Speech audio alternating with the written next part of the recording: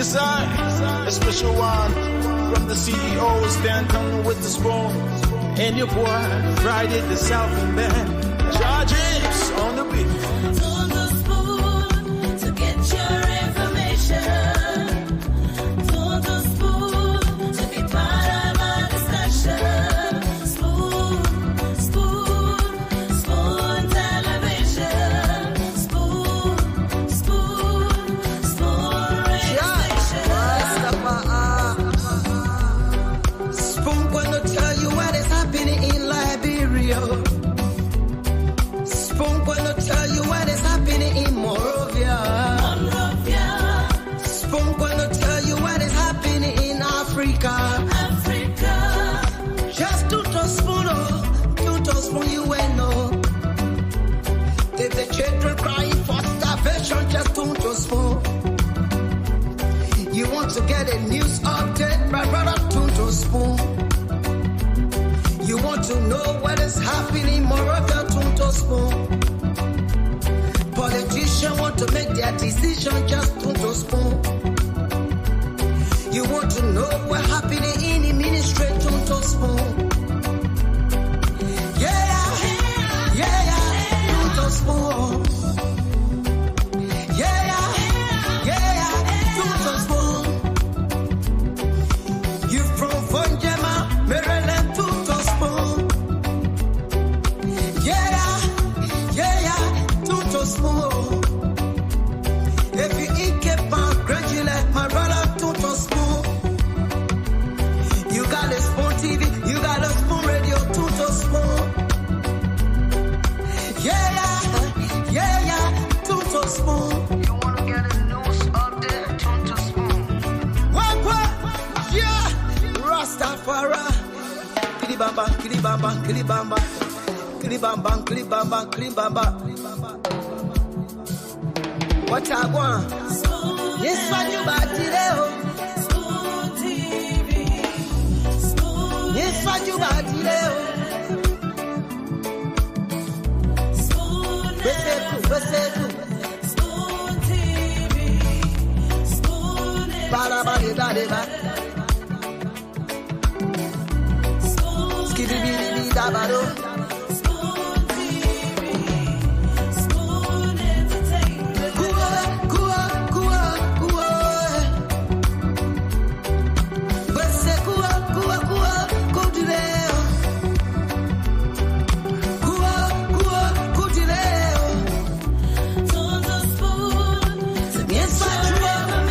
Liberians are dying, no money in the hospitals. We use this 25,000 to procure ID card. No one can talk about it. The press, more will be talked. That one not important to the thing about it. But I think it's important. How much you think to be? They're not alleged. Get a check. How much you think? Just go to United Valley. Come back. Yeah. Things should be used. How much you think should be used? So the 5,000 was placed for the purchasing on the land, budget land, for ID card and electronic land for the chamber. But surprisingly, they're saying to the chairperson is saying to us that he used the 75,000 to process ID card. So you know about ID card in Liberia. One might be listening and then they don't know the chairperson. So but why you want to say one might be saying you are pursuing our election? The chairperson person might go to the minister here. Or the chairman will go to the come and say here. Thank you so much. Go to the come and say here. And also, I will follow you. Go. And also, the chairman because they mentioned the BBC of how you want to validate my argument or you want to elect. Go validate the argument from the man. And he also made some. Hello? Please go and validate from the chairman or the 75. Allegedly, we have hearing that 75,000 was proposed in this retreat for just ID card for staff of the legislature. How true is that information? Please repeat yourself because I don't understand. We all heard Honorable James Papa Kole is stating that 75,000 United States dollars was being budgeted to be used.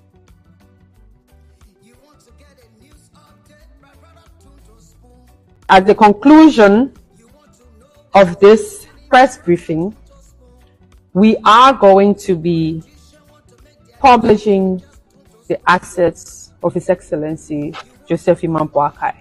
So the publication will be done as the conclusion of this. And I can let you know now that the president has given us the authorization on today, Friday, June 21st, at this time, to inform the Liberian people his interest of publication is stem from what he stood for from day one on the line of integrity, and in showing that corruption is stem, and he will let the Liberian people know what he has. And obviously his interest is not to acquire anything out of the ordinary. He will be the legacy president that he will be, and his interest is to make sure that Liberia becomes a better place. So thank you again. Rastafari. Kilibamba, kilibamba, kilibamba. Kilibamba, kilibamba, kilibamba. What I want? Yes, what you want? Okay, so thanks for joining us tonight on another edition of the program. This is the Late Night Show, the Late Night Politics on Spoon. We appreciate every single person for joining us tonight. Thanks for always making up time to be here with us as we bring you up to speed with the unfoldings in the country, talking about Liberia, the different issues in the country, and how we can go about having the conversation, the national discourse every single day. I'd like to say welcome to our many followers across the world. Thanks to the folks in Radio Land. As usual, we are live across Radio Land, Spoon FM 107.5, Fabric 101.1, and Super 95.5 FM. Thanks to our partner radio stations across the country that will always relay the program. Thanks to Gibi FM in Margibi County. Thanks to Trust FM in Bomi County, Trend Radio in Grand Crew, and of course, Premier FM. We appreciate all of our folks online. We are live on YouTube, Spoon Talk Live. We're live on Facebook, Spoon TV, Fabric TV, and Super TV. And we want to say thanks to all of you for joining us tonight. I'm Nelson Colette. As usual, we're going to have the rest of the team coming on. The panelists will join in as we posted earlier. We'll have as our guest the folks from Central, the executive director, Mr. Anderson Miamen, will be here tonight as our guest as we talk about Liberia, diving deep into the report that was released by Central, an assessment of this administration's 100 days deliverables, and having been given the opportunity to steer the affairs of the country for 100 days. We're into the fifth month now, but how has it been like for the first 100 days? Central has a report on that. We'll be looking at different aspects of that report. There will be some questions, some clarifications will be made by Central as well. A lot of issues will be discussed, and once our guests are done, and we'll also have the program manager of Central, Anthony Yakula, will be here tonight. Anthony Gerald Yakula will be here tonight as well. So thanks to all of you for joining us. Kindly share the program as you come on tonight. And I see a lot of you already started making your contribution in the comment section. Let me just recognize a few of you. As we get ready to kickstart the show officially. I want to welcome Coco Zakura. Thanks for being here tonight. Jones Gray, you said you're falling from Monrovia. Madam Marcia Stenlin, you are here tonight. Thanks for joining us. We appreciate you. Hippo Cassie, thanks for joining us tonight. Mazena Mason, thanks for being here tonight. Daniel Situma, Solonte, Daniel Solonte. See Lofty Bondo, our own dear sister, Daniel Dode, and all of you joining us tonight. We appreciate you. Kindly share the program as you come on. Tano Colley, and I see now it's moving faster. Thanks to everyone for joining us tonight on this edition of the program, the Late Night Show. Let's bring you a few of the updates here real quick. We are waiting the rest of our guests to come on. The executive director of Central is already queued in. He's logged on in the background. And while we with the rest of the folks to join in. There are lots of things happening in the country as we do here regularly to give you the updates. So just a quick update. The Armed Forces of Liberia has dismissed four soldiers from active service of the army with immediate effect. 4 AFL personnel have been dismissed with immediate effect.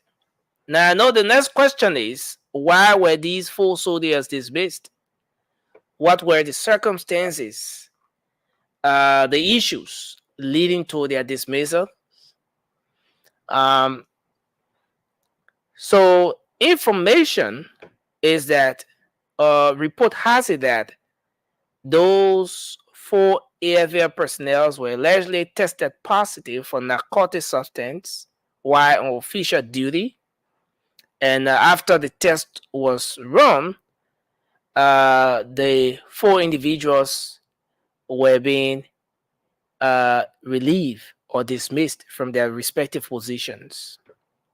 One is a lieutenant, one is a private, and one is a staff sergeant, So let me hold you at that. But 4 AFL personnel were dismissed. Another quick update we'd like to provide is that the CDC is now a lone soldier. I don't know how many of you have taken notice of that, but there were 4 political parties that made up the CDC. There was the LPDP, the NPP, and you have the CDC. Is it 4? Yeah, LPDP, NPP. So LPDP left. LPDP has finally left the CDC. And the NPP also left. So it is now the CDC as a lone soldier. But again, one thing to consider is that there was an agreement, there was a coalition document that brought those political parties together, and there was a time frame as well. So the time frame has elapsed, and it will now be left with the folks making decision in the party to decide as to whether or not they're going to continue with the agreement. And then the final update I want to throw in quickly is the one coming from Representative Yeke Koluba. He has written a communication. He has addressed a communication to the plenary requesting to summon the LBS Director General, Mr. Eugene Fagon, for allegedly denying the CDC access to the public broadcaster. And so that is something we are following closely and looking to see if the communication will be given the due courtesy, or to see if the LBS boss will actually be made to appear before the representatives tomorrow. But let's start the show now. I want to welcome everyone. Let me bring in Moba Zokia quickly. Moba, welcome to the show. It's good to have you. Thank you, Nelson. Got me? Yeah, you're good. I see you are still setting up like Yeah, the I'm rest good of the now. guys are doing. Let me bring Charles on as well. Charles, welcome to the show. There's a gadget on, Charles. You want to lower the volume of whichever gadget you have on, aside from what you're using to monitor. But thanks to you guys for joining in tonight. As you know, our guests are already backstage. Let me bring Rudolph on. Let's see, Rudolph is coming in. Thanks for joining us tonight, Rudolph. Hope you guys can make your necessary adjustments. Okay. Okay, so let's share the show as we come on tonight, and let's kickstart the conversation. Let's take our 1 minute each because our guests are already backstage. Just do your opening quickly.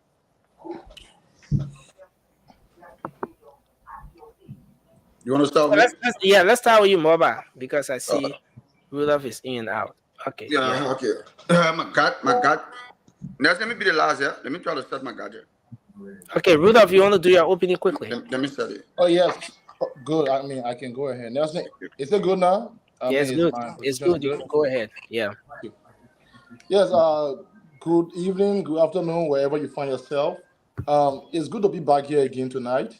I mean, I did all I could to make time to be here tonight. And also, Nelson, as you can see, I came early.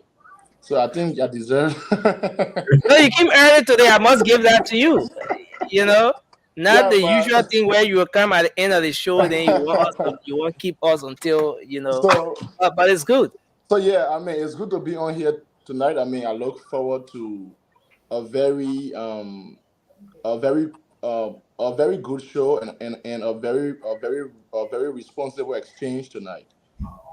Thank you. Thank you as always. Charles, you want to do your opening? Yes. Again, it's nice being here. Let me recognize our people back home. Let me also recognize our many followers on social media, people that also present their points through whatever means. And those of you who listening to us, we are again here to discuss Liberia, and we pray and hope that we have a very peaceful and meaningful conversation on this platform tonight. Well, thank you, Charles. So with that, we can now start the show. Wow. I see we lost connection with Anderson. We hope we can have him back. Um, yes, we hope we can have him back. Yes, we hope to have him back as we get ready now to go into the show tonight. It's interesting. Democracy calls for that space where people can express themselves, where people can talk about how they feel, where people can look at their leaders, look their leaders in the eyes and tell them that you are proceeding wrongly or you're doing it right. You know, that's democracy for you. And without intimidation, without fear of any form, people should have the space to express themselves, to say it the way it is, for the betterment, for the forward march of society. And that's exactly what Sentai is involved with. And Sentai wants to see a country where there's transparency, there's accountability, and all of that. No, I don't want to do the opening or whatever for Sentai tonight, but let me let me now officially welcome to the show the executive director of the Center for Transparency and Accountability, Mr. Anderson Miami, to the show tonight for the first time on the late night show. Mr. Miami, welcome to the show. It's good to have you on tonight. Thank you, Nelson. It's a pleasure being on your platform. Yes, I must first of all appreciate you for coming on. I know it's been a long one, and sometimes we say, "Oh, you have to come on." You say, "The time," you know. But I appreciate the fact that you're able to make up time to be here tonight. Anthony Yakula is going to be joining in as well. We chatted briefly, but it's important because what you do is very important to the very democracy that we're all enjoying. And I don't want to get into it, but let me give you the time to do your opening, sir. Welcome to the show. Yeah, thank you, Nelson. I may not be familiar with most, if not all, of your other colleagues or your co-panelists, but I'm happy to be here. It's good interacting with you.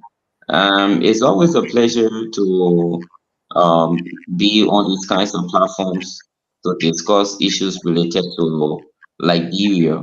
In this case, the fight against corruption and what we can do to promote the culture of accountability, transparency, and integrity across all sectors, institutions, and processes. Suntai is grateful for this opportunity, and we can only hope that as we move on, we'll have many of these kinds of opportunities to engage. Certainly, the time is kind of late. It's my first time, actually joining or being on your platform at about this time. At some point, we were on your sister program, but then yeah, it's good to be here, and we look forward to a very good conversation. Okay, yes, sir. Indeed, we look forward to a very great conversation tonight. Um, I want us to start this way. You know, just to get straight into the conversation tonight. Anthony Yakula is coming on as well. He's trying to log on. Um, and we thought to invite you basically because you released a report. And when I went through the report, I got to realize that this is the second edition of this particular report, uh, talking about the 100 days assessment. I think there was one released for the CDC administration under President George Weah. I still not be corrected, but I remember seeing that. And this is the second edition of the report. We're about to go into the report. We're about to look at other aspects of it. But I want you to give us an idea of what triggered this decision. Why is Central now going into releasing reports on administrations in our country, their first 100 days? Why not 50 days? Why not 200 days? Why not 60 days? But the first 100 days of each administration, beginning with President George Weah, coming up. Let's talk about the decision and what triggered that. So the first thing to indicate is that CENTAR is a civil society organization. We're a governance focused organization. We support government basically to promote the culture of accountability, transparency, and integrity in Liberia. For those who may not know, CENTAR is the Center for Transparency and Accountability in Liberia. We were set up in 2004. We've been engaging with Transparency International. We moved on to being a contact group to a full chapter in Liberia. So at the moment, we're the national partner of Transparency International. And TR, which is Transparency International, is this global coalition against corruption with networks and chapters in more than 120 countries around the world. So we've been that partner since 2004. For to your question in terms of why we're doing this study, I want to also indicate that we are an evidence-based organization. So amongst the many things we do, one of the key parts of our work is researching. So we do research such that the reports we produce, the policy documents we produce can inform our advocacy and policy making and other decisions of different stakeholders, even you there in India. So with this 100 plus day monitoring report, as we may all know, whenever we have governments come into power, prior to coming, before, during campaign, and after the election, they make a lot of promises, even up to inauguration and after inauguration. So what we did with this research, which is the second time, as you put it rightly, is to follow up on some of the things that the government has indicated that it will do.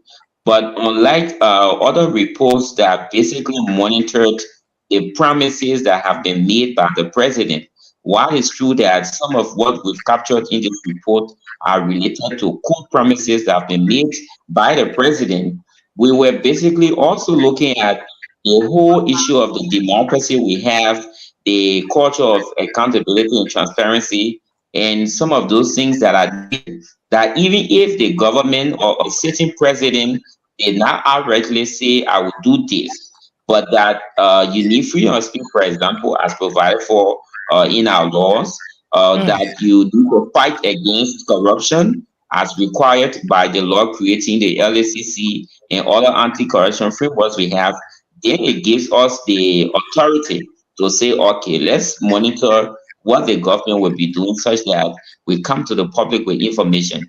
The other point about the 100 plus days is, I mean, you cannot entirely grade a 6-year government or a government that is not to go for 6 years. You can't grade it entirely on the basis of 5 months or so. But it's also important to know that if, as we commonly say in Liberia, the Christmas will be good, you will get to know from the Eve. So while it's true that 5 or 6 months may not be enough, but the things that a leader would do, a government would do, will give an indication of what citizens and other stakeholders would expect of that government as it governs. So that's the reason why we did this research. Basically, we produced this monitoring report so that it highlight a number of things, some positives that we've observed so far, and some issues that we've observed that we believe the government needs to add upon, but then also their recommendations for the media, civil society development partners, and all the other players that basically support the government in fostering the culture of accountability, transparency, and integrity in the country. Well, thank you for that. I want us to go into the report now. There are different aspects. Nelson, Yeah, right? So can I just yeah. come say something real quick? Sir, I would really appreciate if you can just help us locate where we can find these reports on your website because I am there right now and I'm not seeing the reports. I think there's a Um, link. Yeah, so, I shared the so report in the chat room, in the group chat. Rule of just go to the group No, chat. I am on their website. I just thought it would be there, maybe. yeah, it's there. So when you go on the website and you go on publications, click on publications. When you go to publications, you will see documents, other papers. So you click on other papers, you will access. You go to the report.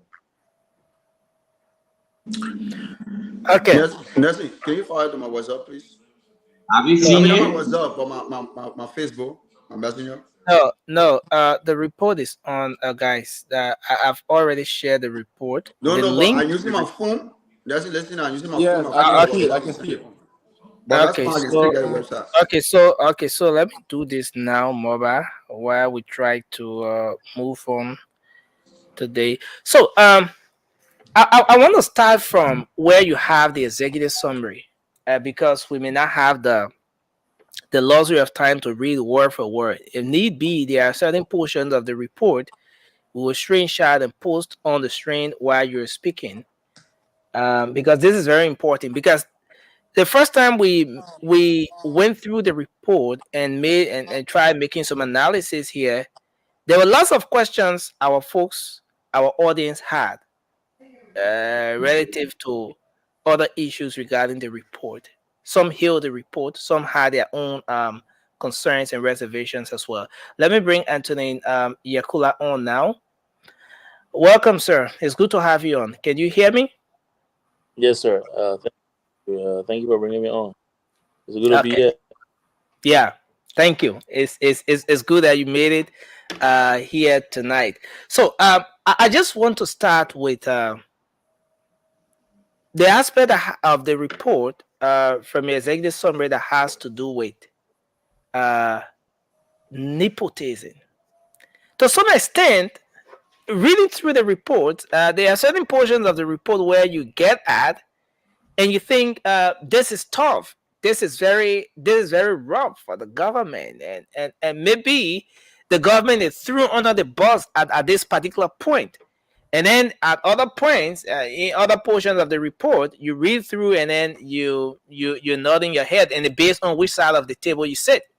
But I want to go to this aspect uh, of the report. Okay, so let me do this. Another area where you have nepotism. We're gonna go to the aspect with respect to appointments in government and all of that.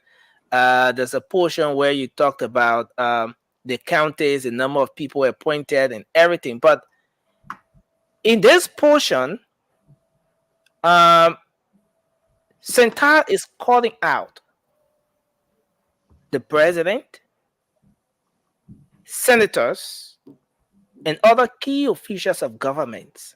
Some of the people associated with this government of being involved with nepotism, and by extension, violation of the code of conduct. So, for example, you have. Sorry, I want to get to this specific portion, but this portion is accusing the president. First of all, you said in this aspect of the report that the president has never been involved with direct employment of immediate relatives and what have you, but you pointed out the issue of the appointment of his influential nephew in government. Not just him, but you also called out the senator of Bomi County, Senator Alex Tyler. His brother is at the Ministry of Transport. You call out the Grand Cape Mount County senator, Senator Dapa Vabla. Her husband also appointed in government. I mean, and one may be concerned as to how, to what extent, did Centa authenticate these critical aspects of the report, this critical information before calling out those officials of government. Because this is like catching the big fishes. You didn't leave the president out. You went out for some official of government. Senator Prince Moy. You went for him. I mean, you want to speak to that aspect. Maybe we can start with you, the executive director, and then Anthony Yakula can go as well. So, thank you, nursing. Before coming to your question, let's talk about the methodology of the research so that it helps to inform, the conversation in a way. So, this research is purely a qualitative research. We Okay, relied on. sorry. Can we all mute, guys? Can we just give the floor to the person speaking? Yes, so as to avoid the feedback. Thank you. Yeah, go ahead, sir. Okay, I was saying that this research is purely a qualitative research. Yeah. For those who are into researching, they know that there are different approaches to researching or conducting research, meaning qualitative and quantitative. This work is purely qualitative. The data or the analysis we did was informed by media monitoring, for example. We also looked at reports, we looked at laws and policies, desk review, basically, and we had some key informal interviews. We interviewed people to verify some of the information that we have. So while it's true that a mixed method or approach to research, whereby you use qualitative and quantitative study, will give you a more enriching findings. Notwithstanding, we use qualitative study or either of the two exclusively, and you will get the kind of information you need to inform your decisions or your analysis. So that is a limitation that we want to point out. The other thing that I also want to indicate is the fact that this report, even though is 100 plus days, but some of the other analysis didn't cover go beyond June 1, as we indicated in the report. So, for example, the aspect on the appointments that were made, we tracked the appointments made by the president from January 22nd up to May 9, 2024. But then other aspects of the report went up to June 1, 2024. So we want to indicate that. So your question about nepotism, we want to see that we didn't go for anybody to speak. If that's the choice of words you want to use in terms of highlighting the findings we have, fine. But we are not into going for people, so to speak. We were looking at the facts. We're looking at the information available out there based on the appointments that were made by the president. So the code of conduct for public officials defines nepotism, and the way it defines it is such that it links it more to very close family members, like your children, your wife, your husband, and all of that. But also, it's important to indicate that there are different forms of favoritism. So favoritism can come in the form of patronage. favoring your political supporters and all that. It can come in the form of nepotism, which is, prioritizing your family members. It can come in other forms. As we looked at the different appointments that were made by the president, we realized that some of the officials who are heavily involved with other reviewing the names that have been submitted to the president based on the selection committee he set up, we started to see family members of theirs being nominated to the government. And people also who are very close to the presidency in terms of the Unity Party. So the names that you highlighted there are people who, based on public record and information, supported the president and they are very high-ranking officials of the Unity Party. And at some point, there was even issues being raised when the president started to make nominations that he was leaving out some key party officials and all that. So in this case, we were clear that while it's true that the president has not nominated his children to positions in government, his nephew, Jack Karakoli, has been appointed initially as officer in charge of Nuka and then later on as board chair of the Liberian Petroleum Regular. Regulatory Authority. But Yeah. then other analysis we did found out that those you named who are high-ranking officials of the government, but also other UP partisans or part of the UP alliance, have their family members in the government. So that is basically what we're saying. So if you look at Senator Prince Moyi, for example, he's a very influential senator. He's a very key decision maker in the Unity Party. His wife was appointed to the board of LPRC. We see Daba Baba, who is the senator of Grand Cayman County. Four of her family members are in government.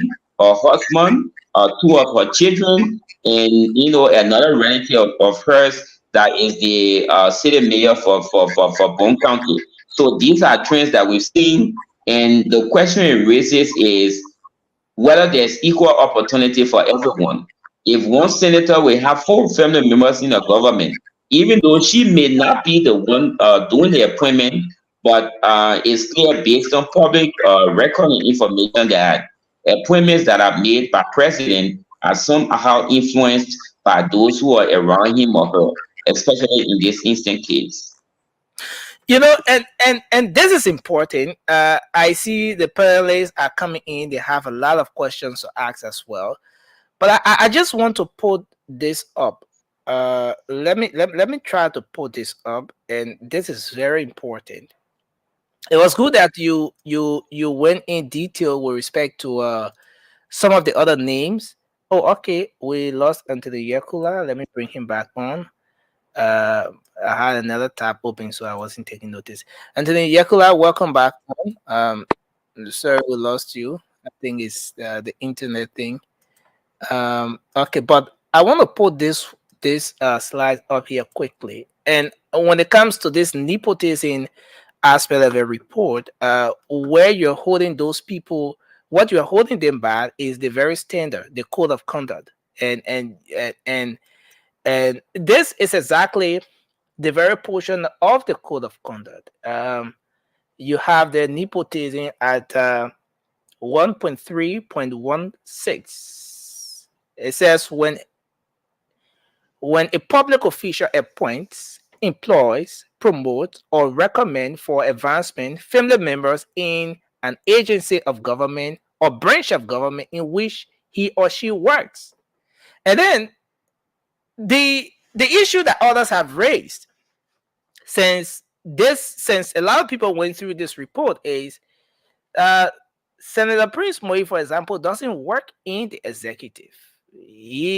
Senator Ellis Tallow, Senator Daba Vapline, some of those who have been named here, they don't work in the executive branch of government, or they don't have appointing powers. Then how can we drag them into this whole nepotism thing or violation of the code of conduct, given what is captured in the report? Can you hear me? Am I Guys, can you hear me? Can everyone hear me? Yes, you good. Okay, so it's like we I think Anderson is muted. He's it's like Anderson has some issues. So let's see if we can get him to come back on. Usually when you receive a call, then there will be that that technical issue, and then you have to come back. But I want to welcome you to the show, Francis. Francis, welcome to the show. Emmy, welcome to the show as well. I see mobile is going in and coming out. For the sake of the conversation tonight, I'm Yeah, going to. I'm trying to set my. I'm trying to set Yeah, something. That's I why I see you can trying to okay. set a gadget, but I think Anthony Yekula is back. Let's see if we can get him. Okay, are you there, sir? Can you hear me? Yes, sir. I can hear you. This internet. Yeah. Yeah, I think the internet is somehow, but we'd like to hear from you. I was just on the aspect on this nepotism thing, and it's good that Anderson responded. And but I put up the slides, especially with regards to what's in the code of conduct relative to the whole nepotism thing and all of that. And the question that a lot of people have been asking is the senators who are being captured here. For example, Senator Moy, Senator Vabla, and some of those people, they do not work in the executive. Is there any reason why those people uh, should be held by that standard, the code of conduct, for violating the code of conduct, for getting involved with nepotism when in fact they are not the ones making the appointments or nominations in government? Yes, I mean that's a valid concern. And of course, one of the points we make in the report is the fact that the government has had some a lack of transparency with the way they are treated. Yes, but those making that those are valid concern.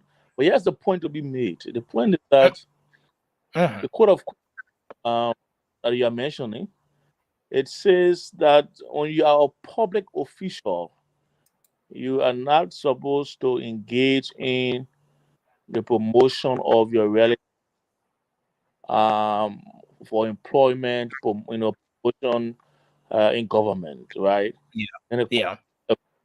whatnot. And Yeah. so Okay. So let me just read what is here again. It says nepotism in 1.3.16. It said when a public official appoints, employs, promotes, or recommends for advancement family members in any agency of government or branch of government in which he or she works, that is considered nepotism under the code of conduct. And I think yes. that's where this concern is coming from. But I will urge you to go further to section 11.13. Can you go to section 11.13? Okay. Yeah, so I will try to make my way there. Yeah, I will try to make my way there. Yes. Yeah, but you can go ahead while I'm trying to make my way there. Okay, so Section,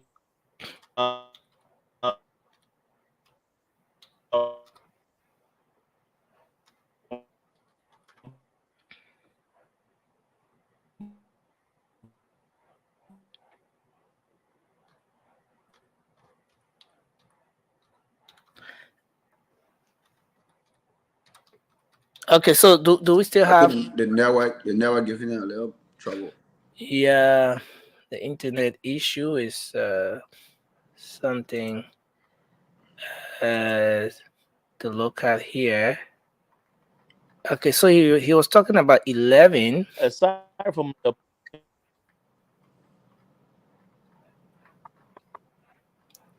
11.13.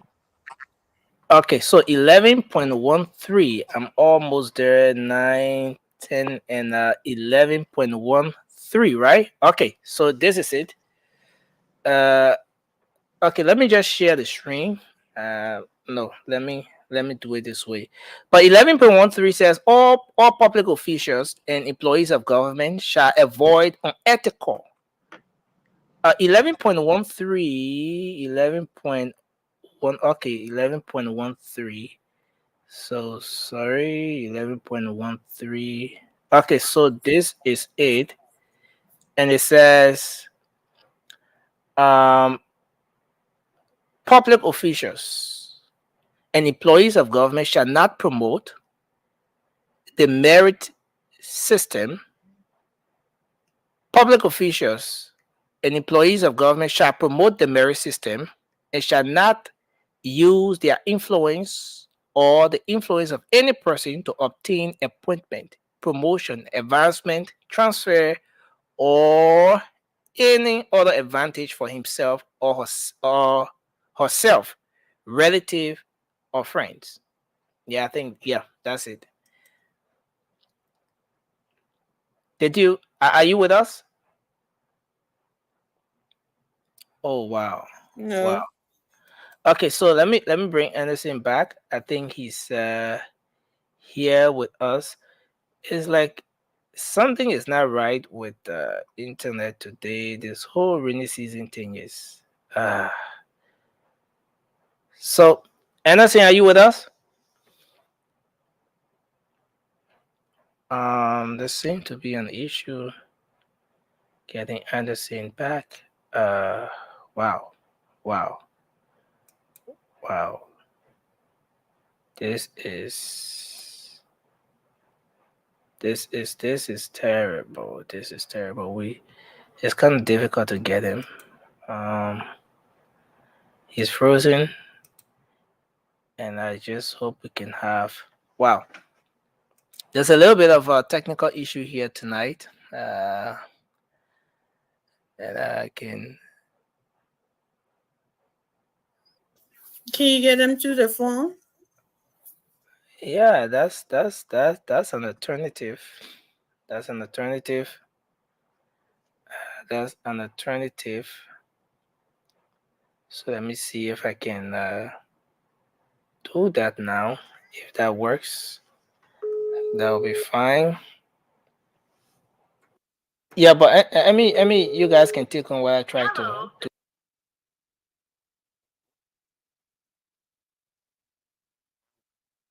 Okay, so I'm hopeful that we can re-establish. Okay, they both are joining in now. So let's hope we can have this going through. Okay. Okay. So are you with us, Anthony Yakula? Did you see it? You said you send something to me? No, I mean the section I was not following. We read it Oh twice. yeah. So I saw it and I read it because I think it was Yeah, the he said internet that. issue. Yeah. But I saw it and I read that session. And what it's saying is that let me read it again. 1.3, it says public officials and employees of government shall not promote they shall promote the merit system and shall not use their influence or the influence of any person to obtain appointment, promotion, advancement, transfer, or any other advantage for himself or herself, relatives, or friends. This is what it says. Yes. So, man, you earlier you had read the definition of relatives.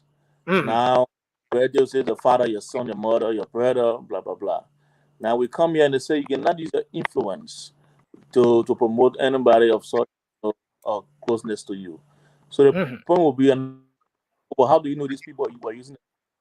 Well, that's why we put it out there in the report, and especially if you look at the developments where the Mhm. report president set up a committee comprising of senators to select people to be nominated.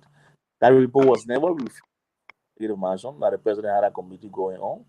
And then people that were elected, forming part of it was Senator Moyi, even the Senate Pro Tem Kanga, Lawrence, we see that people servicing government. So once we see that, then we say, well, can we draw the line? So why would we not be in a cabinet meeting or to be in a committee room to see who was was influencing which process?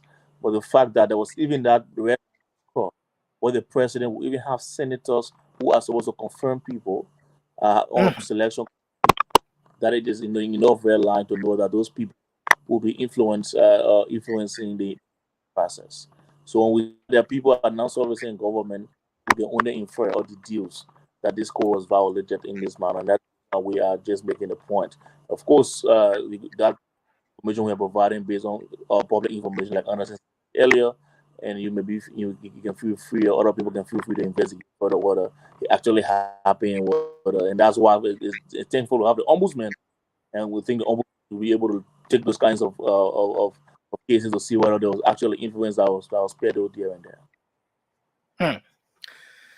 Okay, so let me give it out to the folks to ask some questions. So Rudolph, you want to go, and then we can go Um, around the table. no, Nelson, I can go. Can Okay, somebody else go? I'm reading something.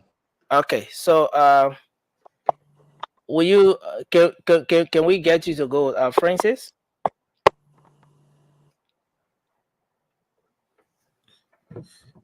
Yeah, excuse me. Good morning, our folks. Thanks for being here.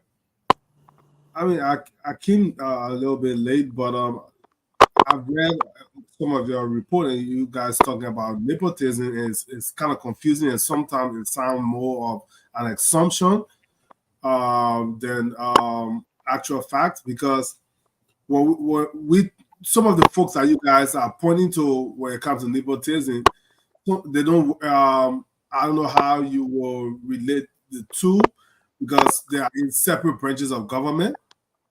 So I don't know who's influencing the other. So I'm kind of confused there because even some of our folks in the comment section, Lane Laporte, other folks, shout out to y'all to taking the words out of my mouth. Like even outside of Liberia in the U.S., you have the former Senate Minority Leader whose wife was, I believe, Secretary of Transport or something under President, I think President Trump or something, Elaine Chao.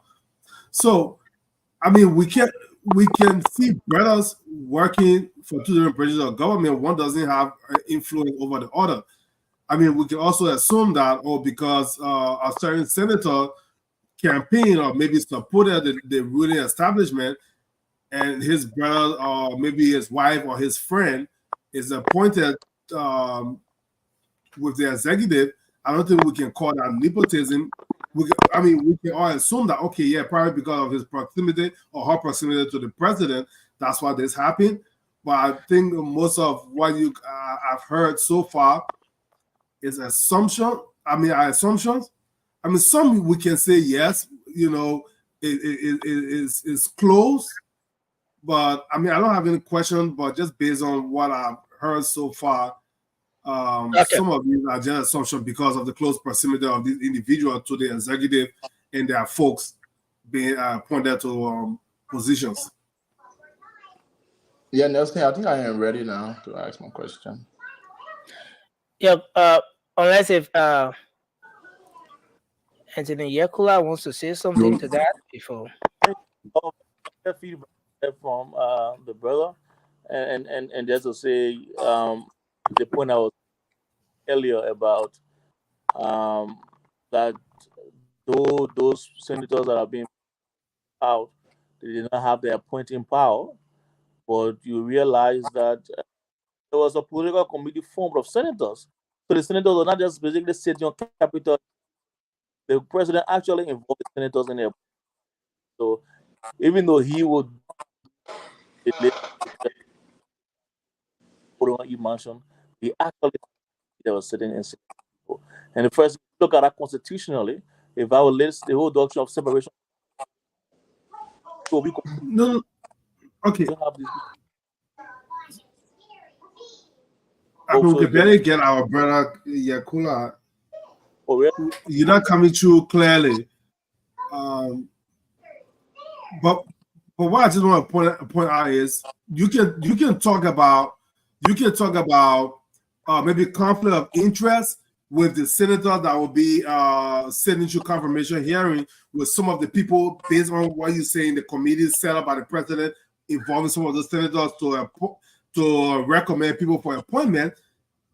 Yes, so conflict of interest on that point, I will hear it, But when you also bring in nepotism, that's where the friction come in, because we can only assume, and assumption is not reality all of the time.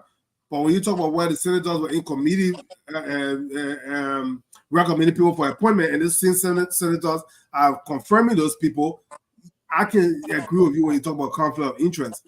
But nepotism, with two separate branches of government, I don't get it.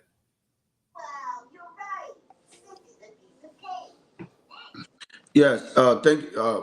You still Jared, you still want to come in to say something, Mr. Yakula, or I think he is frozen. He's frozen again. Yeah, because the whole nepotism thing, I think, to me, it's just like people just coming up with that. Because if you understand that a lot of people in Liberia now, like they are Liberian. First of all, they are Liberian. They got a right to work. Mama, are we going to queue? I know. Okay, so did we lost did we lost Never. connection? Oh wow. The But wait, connection doesn't thing is doesn't serious issue both of tonight. them in Liberia? Yeah. Yes. Yeah. Oh, I see. Wow. I thought they were in Sweden. But Wow. This is terrible. The internet is terribly bad. Wow. Yeah. Well, can you reschedule them and If no, we can talk reschedule about it next something week. else instead of wasting the time? So okay, so let's try to get him back on. Okay. So I can ask one question. Can you hear me now? Are you okay? Can you hear me?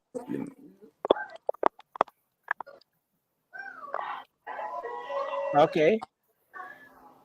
So you want to go ahead with your question, Rudolph? Yes. But I mean, that found if unless he doesn't have any response, because he was speaking and he went off. I think in a way. This is not working. Not working? Wow. Yeah. I mean, are you using something like a Bluetooth or anything? Maybe you should disconnect it as well because your voice is not coming through. Yeah, it's taking. Hello. Yeah. I think it's much better now. Yeah, he just came through a little bit. Yeah. Yeah, you came through. No, I was saying Mm-hmm. that I think I forgot the brother's name. I think is the next. He said that the point of assumption, but then he says he thinks there's something wrong with it. The issue of interest. We also added that in our report, right? And he thinks that to a certain degree there is or there could be, except that, and I say clearly that people were influencing at appointment here and there. So I think that is the only great. But we don't. Okay. So Rudolph, you want to go ahead with your question? Let's give I'll this a just try. go ahead real quick if he Yeah. even hear me or respond. First of all, I would say thank you for coming on here, Anthony Yakula. I mean, it's a very good thing to hold the government foot down to the fire. It's a very good thing to ask for accountability from your government. But I mean, I think just from our definitions that we read here, from what we read from the code of conduct, I think it kind of dismisses this whole thing about nepotism. So, and the only issue I have is that this is a document that is accessible to the world. So when you are coming up, or when your organization is coming up with such a report and you want to tag that as nepotism, I think it should coincide with the law. Because from what we just read here, I mean, it is not nepotism in any shape or form. I think it brings us down to what you pointed at, the section 11.13. I think that is where the argument should be centered. But even the promotion of session one secondary point, system. yeah. Let me come here a bit. Session 1.13, section 11.13. Sorry, also talks about nepotism. So that session is equally on this whole nepotism thing. I hope you got that. Yes, Nelson, Yeah, but because I know you I want to ask mean, nepotism is spelled out on this document. It has its own section, and this part also has its own section, right? It's not like it's a component under nepotism. I mean, that is where I'm coming from. Good of- But how be it? How be it? My Yeah, yeah, I think, question. Go ahead. Go ahead. yeah, but I heard, No, I was saying, I saw you trying to say something. Hmm. I was saying the point you made that the law, because you see 1.1, 1.3 that you talked about over there, I think it's basically like a definition section and stuff. And so they're defining things over there. But with the section you are going to now, 11.2, they basically expand on that definition to say why, how can it, know, know, uh, manifest. So we should not limit the issue of nepotism only to what is above in 1.3, but those that are 11.13 are, that's the point I was trying to make. Okay, so my question now, because I was just saying something. My question is, I mean, because I heard from the ED that this group was founded in 2004. My question is, when did you join this group, Anthony Yakula? And also, because when I mean, I was on your website just now, and I was looking for the 100 days report as well that was put out for the past government, and I saw that the report was not released until 2022. So I want to know, when did you join this group, and also if you can help us understand why you guys did why was there so much delay during the past government to release that report as Okay. compared to now. So I think Anderson is back. But Anthony Yakula, you can go ahead. Maybe you want to respond to portion of that while we get Anderson Yes. back. Current report, sir, Rudolph, you will realize that we even mentioned that this current report is the second we have done, comes to different administrations. So the short answer to your question is, okay, question number one, how long have you been there? I've been at Center for 11 years, so over half of the life of the organization. This organization is like, is it 20 years old now? And I've been there around 11 years. So that means I've been there for over half of the organization. Second point is that the report was actually launched around the same 120 130 days of the we are administration.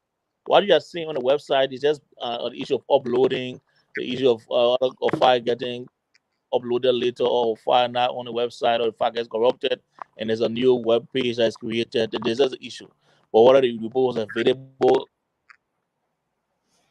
or during the early days of we are administration available?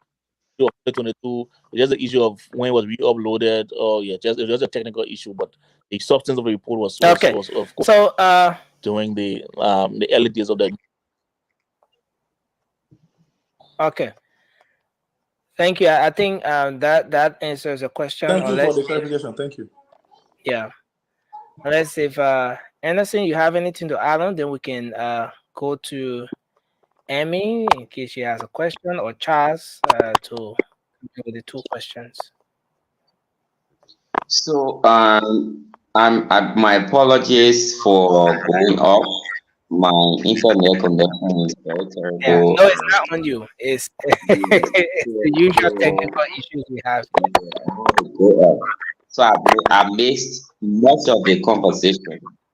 But what I want to say is, in as much as we may have laws and Honey, Yakula, can you please mute when you're not speaking? I think there's a feedback.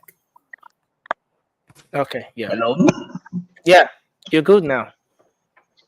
yeah, so I just want to move away from the whole thing of the whole conversation around the code of conduct, and even just look at the optics in terms of people being represented in government significantly, and other individuals not having the opportunity to serve. The decision to make appointments rests with the president. But the point that we're making here, also even moving away from the legal argument, is the fact that let's put it this way: if Senator Prince Moyi or Senator Daba Vatla wasn't a senator, would she have had all of those family members in government? That's a question that we should be answering. If she wasn't a senator, would she have had two of her children appointed to key positions in government, and her husband in government, and she herself, her relative as a city mayor and all of that? So what we're talking about that I guess Gerald spoke to is around equal employment opportunities for everyone. Even if you look at other trends around the appointments, we were analyzing geographical balance. Much of the appointments in terms of those who are heading ministry agencies and commissions are from the north central region of Lofa, Bong, and Nima counties. Lofa alone, based on the data we analyzed, have 22 heads of institutions. There are other counties that have either one or two. So the point is, if we're talking about representation in government, people having the opportunity to serve and all of that, and you see one family having 5 persons in the government, it also raises concerns. So, I mean, while the legal aspect is there that we can talk about, these are concerns that we should be raising with our leaders to say, hey, look, if you already have an opportunity to serve, yes, if you're capable and all of that, but the thing about nepotism, it has nothing to do with capability. It has nothing to do with competency. It's just about who you get in position, and whether or not, if you have a relative or very close relative, you will have the ground. You will have the ability to act against them when they do anything wrong. And that's the point that I want to make. Maybe it was made by Jared, but since I went, it just got in. I wanted to make that point. Now, it's a good thing that you stressed that other aspect of the report. But one thing that is also visible in your report has to do with delayed appointments. It was highlighted as well. Weeks apart, in some cases, appointments had to take so long, and then you highlighted the quality of appointments that were made. In some cases, you even have a chart here. I hope to display the chart as well. But you want to elaborate a bit on this delayed appointment, and then we can have Mobile and Emmy to come in with their questions. Yeah, on the delayed appointments, we made the point that there is no law that bounds the president to set up his cabinet 1 month after inauguration or 2 months after inauguration. However, Section 4.5 of the Code of Conduct provides that public officials should be effective and efficient in the way they work, meaning they should do what they can, such that service delivery is improved, or they can be very speedy. Of course, not compromising quality in the process and all of that, but especially so that our electoral cycle gives a ruling party enough time to staff people who can serve in different positions. So, as a political party coming to power or seeking power, you are supposed to be prepared. So, by the time you are winning runoff elections in November, from that time up to inauguration, that's almost 2 months. So, after inauguration, for us to see the trend that we saw in some instances whereby appointments were made, especially during the early days of the appointment, sometimes appointments were days apart. We thought that it was something to flag, and because of that, there were some agencies that didn't have heirs. There were some agencies that didn't have key officials, and that impacted adversely on their operation. in the overall performance of the government. So we thought that we should raise this as an issue, as an efficiency issue, as an effectiveness issue, such that not just President Boakai, but all other presidents that will come that will have the painting power can do the needful in terms of starting people and forming the cabinet as early as possible, such that you can have all of the different people you need in position to deliver for the people. In just a little over 100 days, you are citing issue of allegations of corruption that have emerged as well. You went on to outline some agencies, some entities under an administration that is still so young. Again, one may be concerned as to what informed those different pieces of information that were captured in that particular segment of the report. The point to make again is that it does not matter whether a government is 1 month old or 2 days old or 3 days old. When issues come up, especially allegations of corruption, it doesn't really matter, the length of time that a leader has in power. So if you're 1 day old, a 1 day old government, 2 day old, and issues come up, they have to be raised. And some of the issues that we highlighted in the report came up around the inauguration, and some of the other issues came up after the government, the president was inaugurated. For example, there was an allegation from Representative Koluba regarding the executive attempting to bribe, some segments of the legislature or the lower house. He had a gas coupon, that went around allegedly. That issue, to the best of our recollection, has not been independently investigated. There was another allegation of corruption involving Mr. Tabakoli, around 600,000 that he spent on contractors when he was officer in charge at the National Oil Company of Nigeria.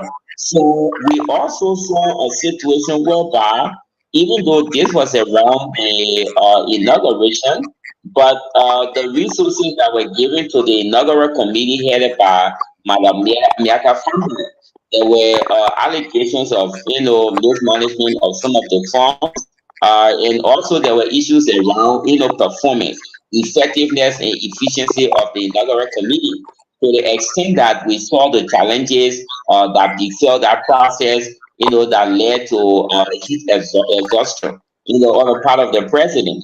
So what we also saw that we expressed, we indicated in this report, is the fact that without the presidency investigating, the allegation and the circumstances around how the resources for inauguration was utilized, he then went on to issue a statement expressing explicit confidence, in the leadership of the inaugural committee, and even saying that they operated, in line with the law, with extreme probity and all of that. We thought that was troubling, especially so that as a president, for you to be able to make that kind of statement, it means that you've done some sort of investigation, especially where allegations of corruption come up. We thought that, it wasn't something appropriate. But there were also areas that we highlighted where the president acted, that we cited. For example, when there was an allegation of corruption at the Financial Intelligence Agency involving the former head, the president moved very swiftly to act to remove him from his position. We thought that it was laudable. In fact, Central earlier issued a position statement calling on the president to do that. He did that, which was very welcoming. So, I mean, the point to make is, again, like I said, allegations of corruption do not have to wait. Whether you are 1 day in office, 2 days in office, 3 days in office, once the surface, we have to talk about them. Thank you. So let's start with Moba. Moba, you have your questions. You have 2 questions. You can go ahead. Yeah. Thank you, Nelson. And I thank you think for Anthony honesty. Yakula is having some serious issues with his connection as he's in Yeah, and I out. think. Yeah, but go ahead, Moba. My question to Mr. Anderson is: so all the information you got getting right, do you have any document to prove it, because you put it on your website that people can read? And so, do you have any document to back your information that yes, like for example, the warrant at 17,000 you talk about 600 on contractor on a it's still on a it's still on a questionable or something. Do you guys have any tangible document that you can show to the public that all your claim you get is less than 99.9% correct?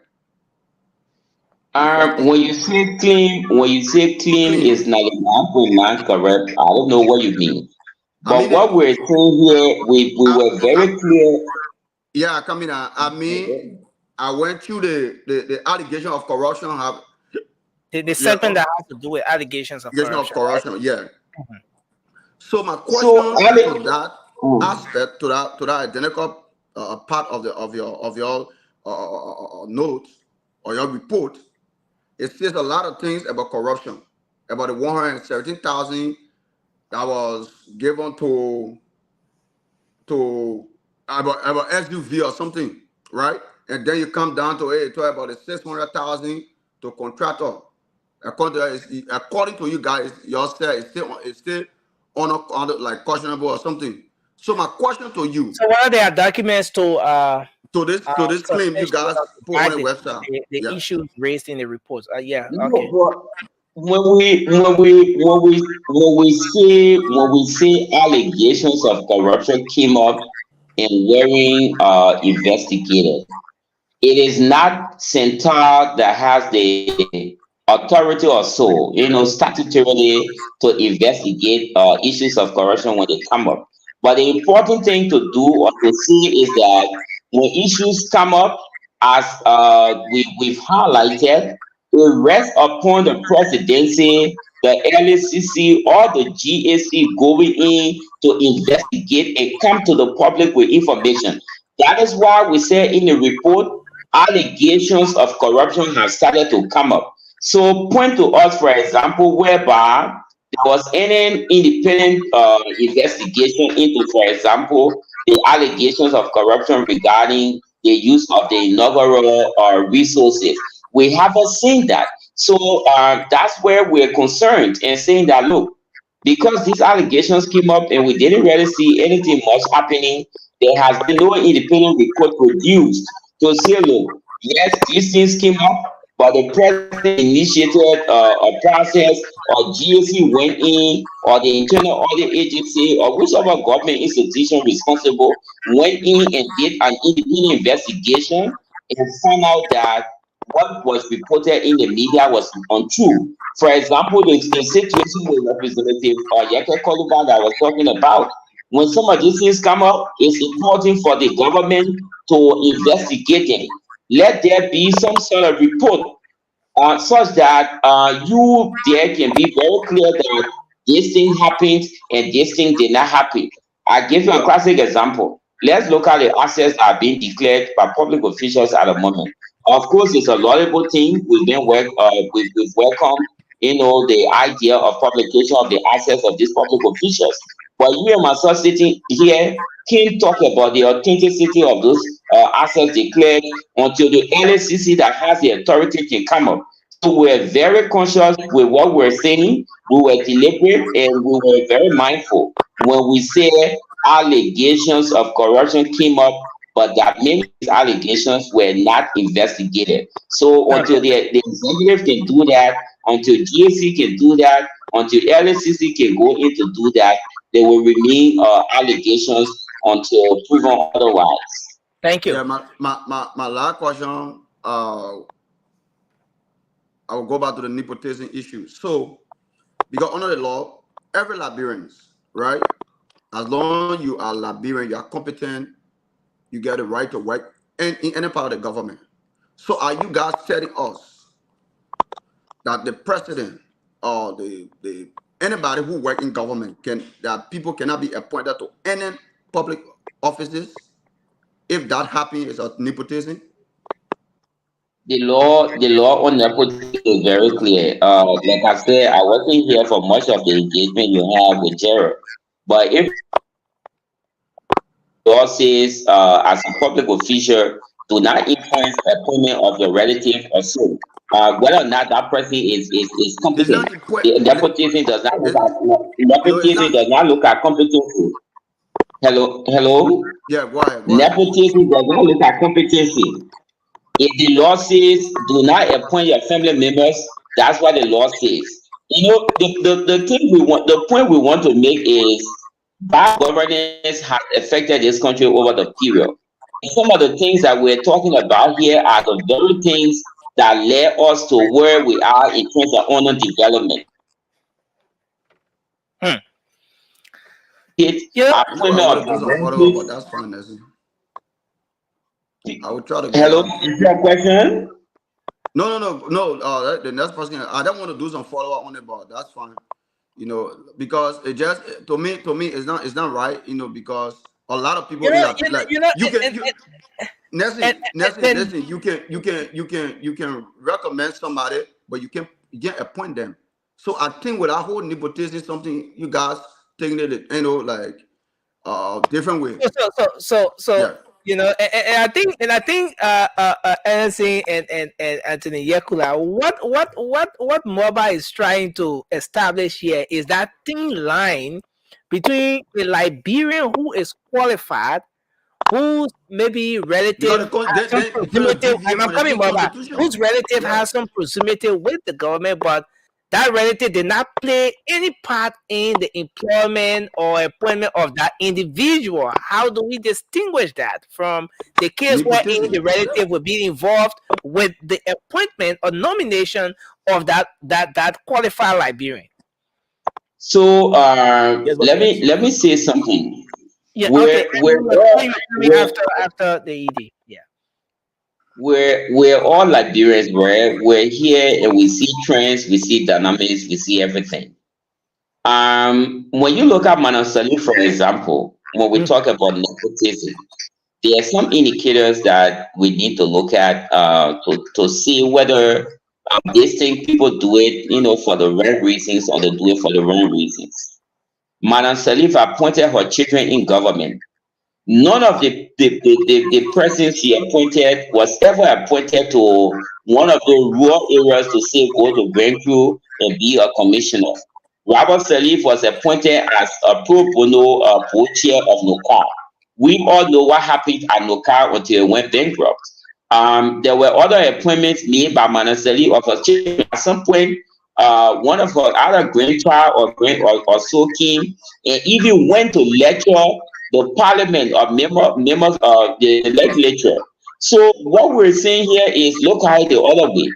If some of the people that we're talking about now were not in government, the question should be, will we see the family members that they have now in the different strategic positions that they occupy? And the answer, in some public record, I tell you no. So if you just should look at it. How is it feasible or how is it allowable that one person will have 5 family members in government? 5 family members, and you are talking about equal opportunities. What makes you think that other Liberians are not qualified and competent and can better serve in those positions than those who have been appointed? So the whole thing about nepotism also is the fact that when people appoint their family members, it compromises due diligence. We all know how the confirmation process has been ongoing. People go to Capitol building, they go to the Senate, even before they can begin to speak. Some of the senators, you hear them talking about, this person having their vote, their blessing, and all of that. We raised that in a report as part of the challenges or the issues that we saw with the legislature. Despite some appetite for accountability, like trying to open themselves up for audit, but the Senate, for example, has had some issues, even with the appointment of people that have been sanctioned by the U.S. government to key committees. For example, Senator Nathaniel McGay of Maigipi County, he has been appointed as chair of the Education Committee. We can't be doing these things as a country if we're talking about accountability and ensuring that people who do wrong actually are investigated and prosecuted. So this is what I want to say. Let me let Jared come in to also weigh in on the subject. Yeah, we're not hearing him. Have I gone off? No, you're on, but we're not hearing Anthony Yakula. I don't know whether he's still having issue with his connection. Okay, but while he's trying to address that, I think Emmy has a question, and then after that we'll go to Charles, who will be the last. Emmy, you want to go ahead? You are muted, Emmy.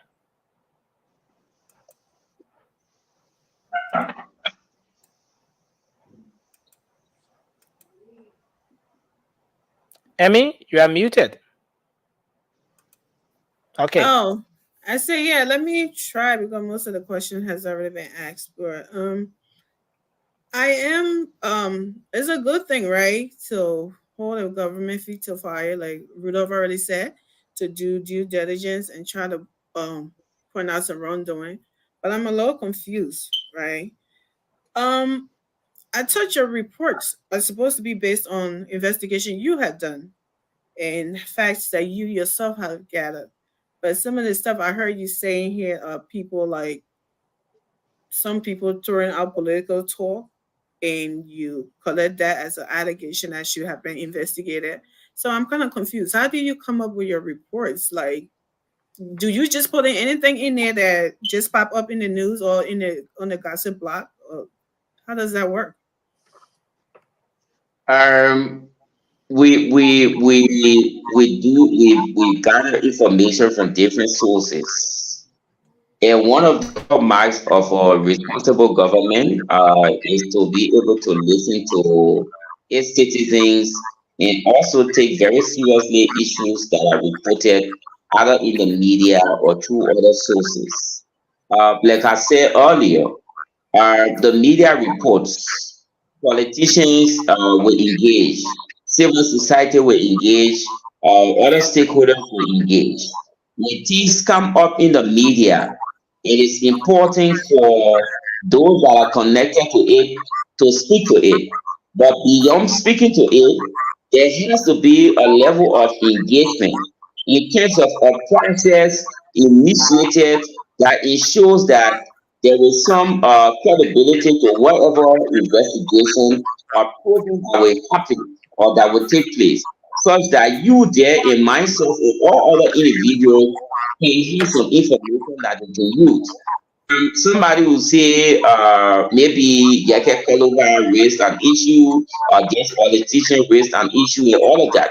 But these are Liberians beyond just being politicians or public officials. So it's important that when issues come up, they are investigated and very clear information provided to the public. That's why we have these different public integrity institutions. Some of these things do not require deep investigation. They require some sort of engagement. But if we do not see that and we say, okay, then at that point do we say, okay, this one here is sad talk, this one is not sad talk, this one has substance, this one does not have substance, and all of that. It is the institutions that we've empowered in order But to how do do that you will be determine able though? to help us. How do you determine that which one has substance or not? How do you determine that it's not a just a political jobs or gossip or whatever? How do you, as a entity, how do you determine that? So there are instances whereby we do investigate matters. We run. We haven't talked about the other programs that we run here. We're basically talking about the report. But at Santal, we run a center that we call the Advocacy and Legal Advice Center. At that center, people report corruption and other related issues, issues related to power, different issues. When they report those issues to us, we ask questions, and where necessary we do some fact findings, and then we file those issues to the LACC or the Liberal Anti-Corruption Commission or the agency responsible for action. But we cannot do that with all of the issues that come up in the public. It is the responsibility of the LACC to do that, and that is why we're saying, for example, in the case of the assets that are being declared, yes, it's important that these officials declare the assets. It's important that they publish them. But until LACC can come out to tell us that these assets are verified, they're authentic or not. We will accept them, we will receive them, but we can't really say much about them in terms of being truthful or not. And it's the same thing that we're saying here. When allegations of corruption come up in the public, that is why you have the GSC. That is why you have the Internal Audit Agency. That is why you have the LNCC. These institutions are meant to investigate, and the president can also set up ad hoc committees to investigate matters when they come up. So it's important for us to do that. If not, we will have many issues out there that will be lingering, and people will pick those things up. And like I said, we're very careful with what we say or with what we write. Where instances where the allegations, we put them there that allegations of corruption came up, whether they came from politicians, whether they came from whistleblowers, whether they came from the media actors, or whether they came from civil society.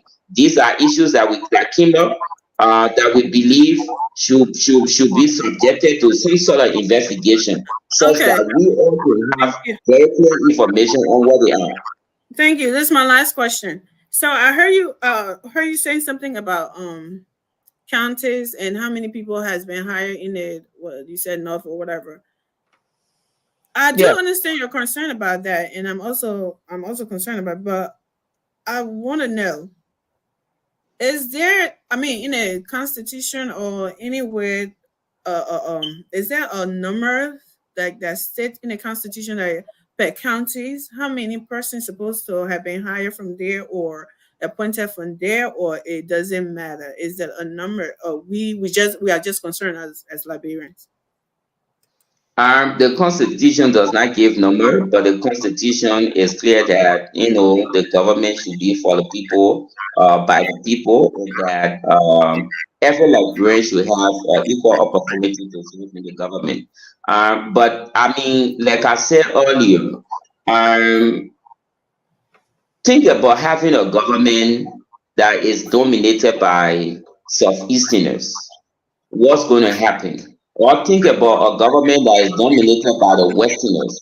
You want to have representation of the different sectors of society in the government. Just as we talk about gender representation, persons with disabilities, women, men, being represented fully in government. Why do you think there's so much noise about women honor representation in government? Why can't you okay, men and women, you can have out of them? It is because you need, everybody has rights to serve the government. So you can't have a situation where one region is overly represented and another region is underrepresented. During the George Bush administration, there were complaints that a lot of the officials came from the southeast. The Speaker of the House came from the southeast, the Chief Justice came from the southeast, the President himself came from the southeast. So if we see such a trend, then the onus is on us to raise it such that the appointing authority can do the needful. It's important that we have a level of balance. Even if it is not 50% or to say 10 in Nimba, 10 in Bon, 10 in the other county, but let's do appointments or recruitment to government in a way that everybody feels a part of the government. We saw a trend also that we highlighted in the report. A lot of the people that have been appointed are people who support the presidency. In instances where people do not appear to support the ruling party or so, they are affected or they get chased out of the government in a way. Especially, for example, what happened at the Liberia Telecommunications Authority. The president made an appointment. People had tenure. Their tenures should have been respected. The president made an appointment. They ran to court. They could root against the government or the president. But we saw the president appointing the same people he appointed earlier to replace these people. He appointed them to act. And then they initiated an audit. We thought that some of these things are not good, especially so that there was a similar incident at the EP Environmental Protection Agency, because the president's appointment went through with all of the allegations of corruption that has come up against the EPO about the EPA. The president didn't talk about auditing the EPA. LTA, the president talked about in our mind, that is weaponizing audit. You have an agenda and you want to use audit to implement that agenda. For us, it's not a good thing, and I mean, we had to raise it such that the government sees it, the president sees it, and all other individuals will see it for future engagements. Thank Thank you. you. So let's take the final questions from Charles. Charles, go ahead. All of these in just Yes. 100 days. Yes. Anderson, So Centaur is hitting all of these things in just 100 days. But I'm gonna end up. But let's have Charles to come in. Charles, go ahead. Your two questions. yeah, let me first of all say thank you to the work you guys do. Indeed, we need transparency, accountability, and fairness in our democracy. But I just have a little concern. Is this report from Centaur, did you guys balance your report in terms of maybe, since you guys listed those counts, before publishing it to the public, was the government involved? Like, did you guys went to the government to say, oh, my people will have these counts on you guys? What can you guys say about this? And at least let them provide some explanation to you before coming out with your report. Was that actually done? We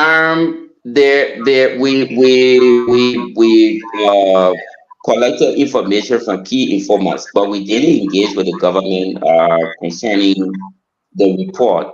The point to make is there are certain studies that you can do that will require you to do that. But with the kind of analysis that we're talking about, for example, the appointments that were made, the numbers are out there, the names are out there. All we had to do is to verify the information, to engage with people in a different context to say, for example, this is Nelson Colette. Who is this Nelson Colette?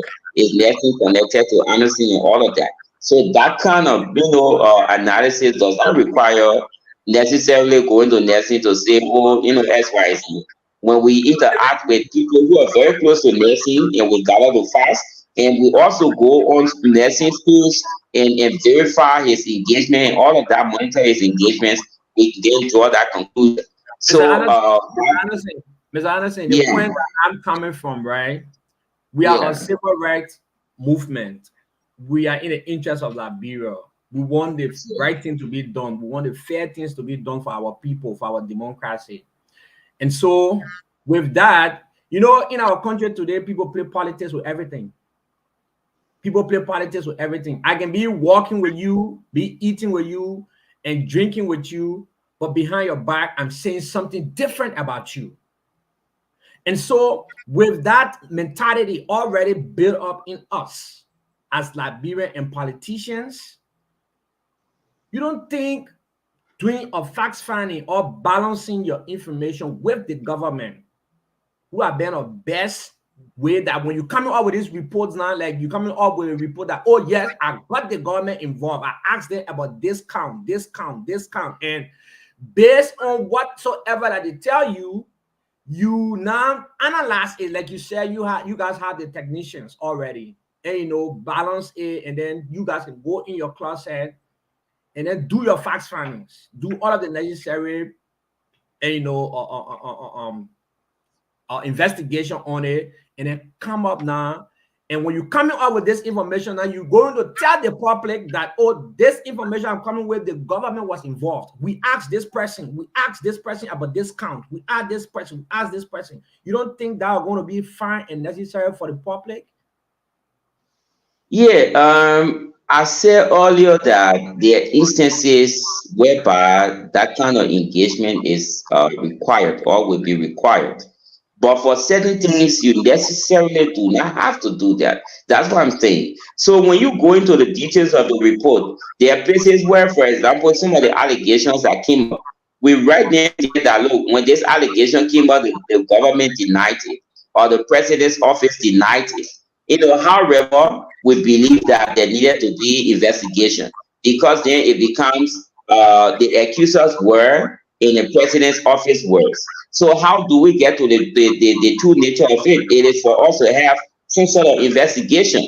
But again, what I say is, in the case of the appointments, the president makes appointments, he makes the withdrawals. So if we say, for example, that the president made appointment to the Ministry of Justice, he appointed Councillor Cooper Cure as the Minister of Justice. There were some issues around ethical transgressions. His nomination was withdrawn. He then got appointed to the Ministry of Labor as minister. Exactly the same thing that President Weah did when he appointed Charles Gibson as Minister of Justice. Noise came up about his integrity credentials and all of that.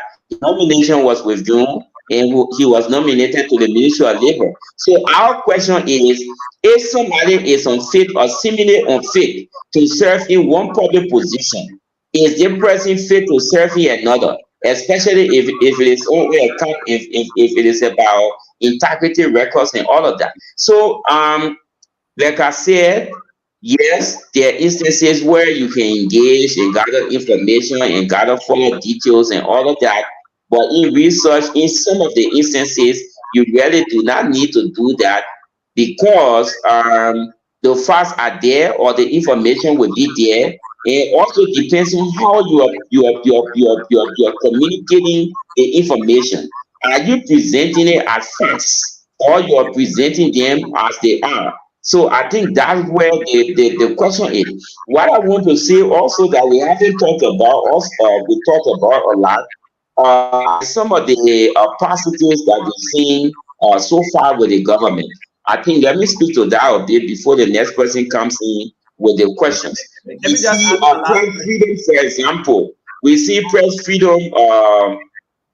We see the civil space appreciable and okay for civil society, the media, and other players to track. I mean, that's a plus. Even though we cited two instances in the report when the police went to King George when they had a situation there and they shot two persons and others were injured. We thought that that was concerning. But then there was another situation in Nima where Meta still is operating a protest, the police intervened and calmed down situation. So we highlighted that as a positive, and then a negative also on a part of the police in terms of engaging with the public. We talked about the president declaring his assets. Yes, of course, the code of conduct says declare your assets before taking office. He did that late in violation of the law, but he did that 16 days into his administration. When you compare that to what we saw with former President Weah, when he declared his assets, his incomes and liabilities 6 months into his administration, and after he had built some mansions and all of that, I mean, somebody will say a violation of the law is violation, but give me 16 days and take your 6 months, or so. So that's something that we saw that we want to highlight. And the president has also published his assets. Of course, our thing is he didn't have to wait for the public to speak out before doing it. It takes away from that commitment, but thankfully he has done it. And because he did it, the speaker has done so, the vice president has done so, and other officials are beginning to do that. That is a positive. Until now, nobody has information on the assets that were declared by former President George Weah. So those are some positive. Even the legislature, we talked about how there is some appetite, for accountability. Of course, they need to do more, but that since we came from war, the legislature has not been audited. They are not even auditable as at the moment. But we are told that GAC is in there reviewing the systems and processes to make them auditable. That's good. The War and Economic Crimes Code, the executive and the legislature collaborated to set it up or set up the framework that will lead to setting up of the code. So these are some positive developments that we've seen, but also there are negatives, like violating the rights of people that have tenure positions and all of that. These are concerns that we're raising. Our objective here is not to badmouth any government, so to speak. No, that is not our intent. All we want to do is to say, Mr. President, Mr. Speaker, you've been able to do some things here. While it's true that it is just the early days into your administration or your leadership, but there are some good things here that you need to continue. May I also talk about the payroll reform that is taking place at the Civil Service Agency? The team there has been doing well. I think CSA is one of the standout institutions so far under this government. For a few months they've been in office. They've been doing some work. Of course, they need to improve upon it. But have we seen other major challenges that we can talk about? Yes. If you look at the asset recovery thing that the president set up, that whole process has been problematic to the extent that the group is in coma at the moment, for lack of better words. So these are challenges that we've identified, and we're telling the president that, hey, you have to reflect a lot more. Asset recovery is an important task, but the way you go about doing it is important. Otherwise, you will undermine your very talented. Thank you. Yeah, I think all right. Thank you. Lastly, You lastly, answered two questions, right? Because no, that's the last one I'm on right now. That's the last question I'm on right now. So lastly, can you now tell the public that this report is just an allegation? And if yes, it's an allegation, what is Centar next step? When you say it is just an allegation, what do you mean? Because there are multiple areas covered by the report. So the allegations of corruption, they're there. And what we say is these allegations were made, they were not investigated. So we want the government to investigate those allegations. So the report is not just about allegations. Until the investigation, we look at it as allegation, right? But that's what the report says. The report says allegations of corruption have surfaced. Okay. That's what the report says. Go through the report. The report says allegations of corruption. Thank you. Thank you. Does it also say that about nepotism? Yes. He said the whole report, the entire report. So nepotism always involved. That's No, allegation. he is speaking No, I about didn't tell you that. I didn't tell you that. I did not say that. Yeah, I so said we get that on the to show. the question on the allegations of corruption. That's what I was responding to. I told you that. So nepotism is not part of the allegation as part of the report. Why is it an allegation? Or speculations? Speculation or allegation, speculation or assumption. No, I think we can say concern. No, I but think we can guys, just we concern. have to do this. Let's give the guest the chance to respond, because we're out of time. We're seriously out of time. We need to wrap this thing up. So, Mr. Merman, you can respond to that final question. But just to add on to that,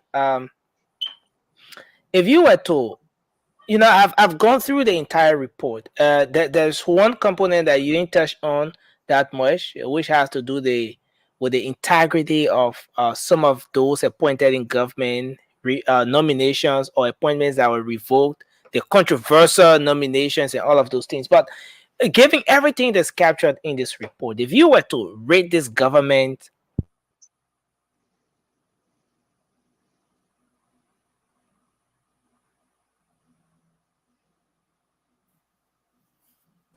Hello.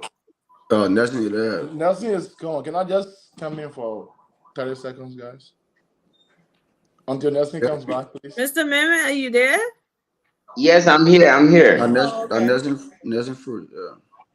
So Yeah, that's go what ahead, that's what I'm trying to I say. You think- should rate the government within 100 days. Yeah.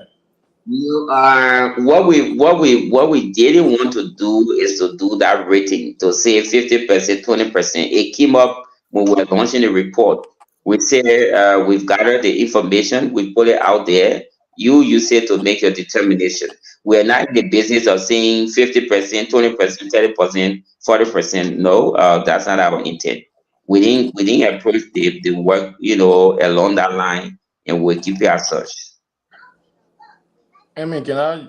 But is there anything that you can Yeah. recognize from this government that is good?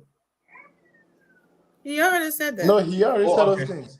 Okay, you're Mr. talking- okay, yeah. Mr. Ed, the thing is, we are being critical about this thing because, I mean, let me just start by saying you are a Liberian And just like all of us here, I mean, you have concerns, which I think some of them are very genuine concerns, right? Exactly. But the reason why we are being critical about this whole thing is because you went to an extent and tagged this as a report. And a report should be fact based. So now we are saying to you this: you have you have partners, you have foreign partners. They don't know Liberia like we know it. They don't know how how people just run around with things in our country. They depend on what you put out there to create a judgment of Liberia. So that is why we are this critical on this report, right? Which And is I good. mean, and I think we all should just agree, or you should clear the air and allow people to understand that these are just concerns from Liberians. I mean, genuine concerns from Liberians on happenings that you think have not been addressed. For an example, you made mention of the president ringing praises on Madam Famule, right? And I mean when you were saying it, I caught that part. Before JMB wrote, I mean, put out that statement of praise, it took 4 to 5 months. So so one could say that there was an investigation made, and then I come back to my Where's the report? I come back to my brother Charles's point. When I mean, that is why it was important for you to have balanced this whole report with the government, because here is it: we have to understand that there is not every report that is for the is for the public. When the government do an investigation, it not all of their investigation, the funding should be for the public. So if you guys who have done yourself the service to have gone to them, don't you think I mean, you are going to attach some level of credibility to your report? Thank you, Rita. So the subject you're talking about is not a sensitive subject. It's not one of the exemptions under the law or the Freedom of Information law. And what you're saying there, even in a way defeats your point in terms of the government engaging with people and all of that. If citizens raise concerns, if people raise concerns, the best the president can do or the government can do is to investigate that matter and come to the public. If the president can publish his assets, what's there? They needed to have done that.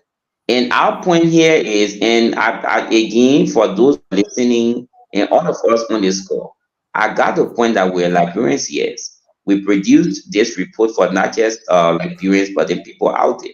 And that is why we referenced the different things that we said in this report. When you take the report, go through it. Media reports, locally, internationally, and other sources. All we're saying is, look, the part about this report that borders on allegations, we treated them as allegations. And all we're saying in the report is that allegations of corruption came up. And the best anybody can do is that when anything comes up on you, apart from clearing the air, you can go on the air to say, look, I didn't do it. That is the person's word against your word. Somebody said you did something, another person, you said you didn't do it. The public is confused. Who do we believe? Okay, we say go in there, somebody go in and investigate and come to the public with the actual information. That kind of report now, people take it and say, look, LACC is a credible institution. LACC has investigated this matter, or the GAC has investigated this matter, and this is the report that they've come up with. Then now people can believe that report. Other than that, it will be your word against the word of the accuser. And that's what we're saying here. Our government should be able to act on things that come up in the public. Why do you think the president published his assets? It's because people have been calling for it. So the same way he listens when people say publish your assets, there should have been some sort of investigation into that whole inauguration thing. Our thing is the president's statement has prejudiced whatever report that will come up on the investigative committee or the inauguration committee. he's the appointing authority. Before Like, his you It is the know, same thing. It is the same thing that we saw with President Salif when she put her neck on the chopping board for American and her other officials. It was troubling. We saw that with George Wheeler. And that trend cannot continue. When things thank you, happen, Mr. it goes Mammon. to jail. Thank Thank you. you. Yeah, I just have a little concern, like Bruda said too. I'm glad you said that when something comes into the public, it becomes more something. So I think that's what we're speaking of here, right? Like politicians come out or some people and just make blanket statement because they want to play politics, right? And then like if you should be a serious agency or entity, or I don't know how to call it, group of people doing something like that. So people hear those things, they know in politics, they know people are just passing around saying stuff. But when you capture it in your report, right, and it's out there without doing any fast finding, without doing any investigation, and some speculations in your report as well. I understand your whole point about certain people having certain amount of numbers of relatives in government, and if they were not in these positions, it wasn't going to happen. True, that could be true. That could also be wrong.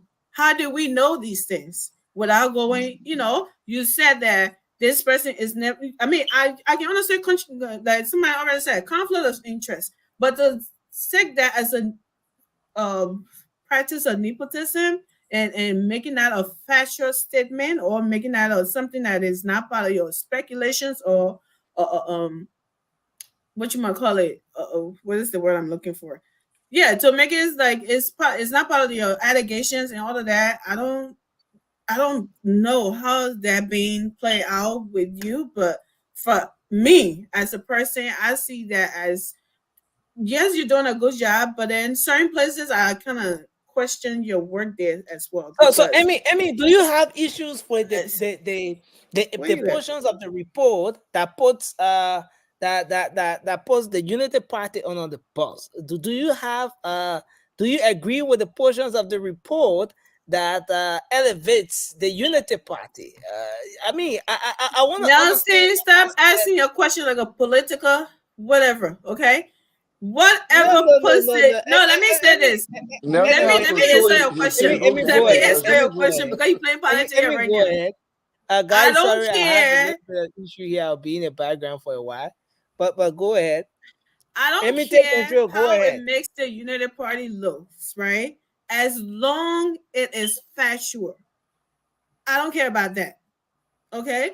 I also do have a concern about an individual having 6 or 7 family members in government.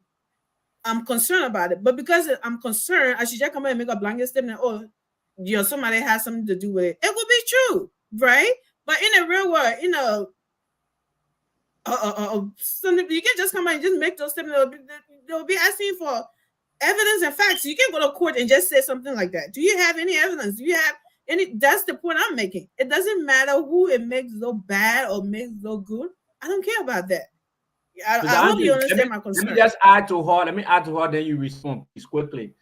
So I think the reason why we are coming on you like this, it's not that we don't appreciate the work you do.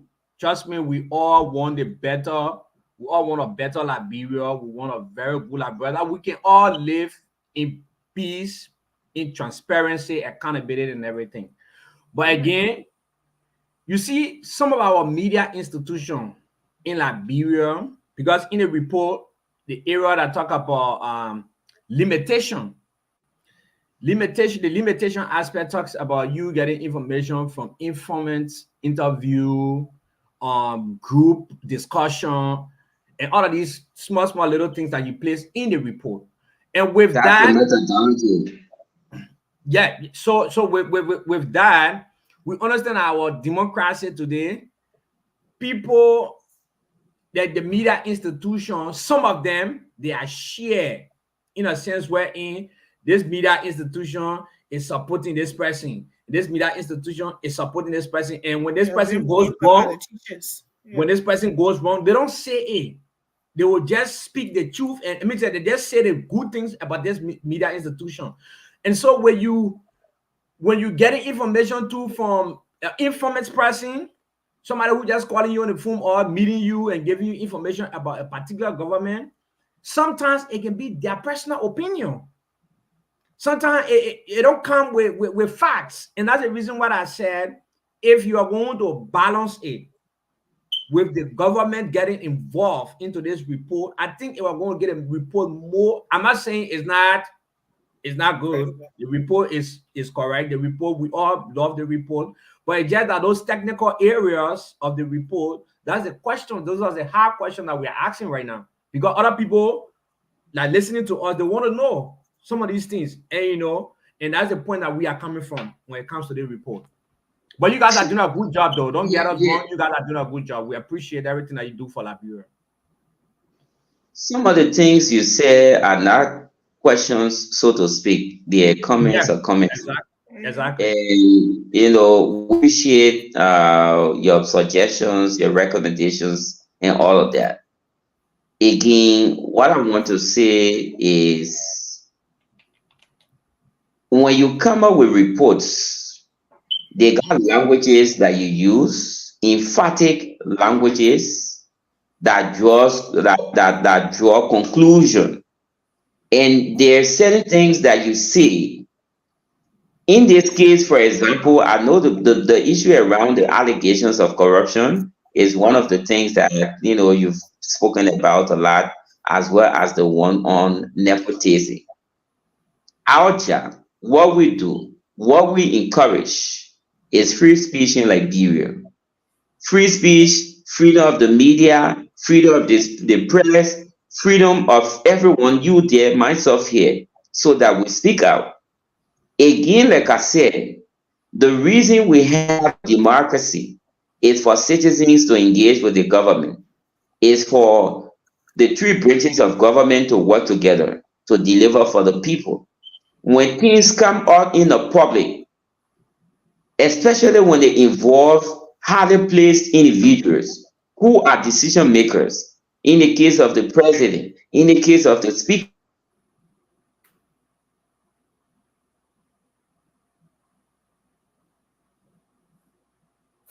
I think he went into.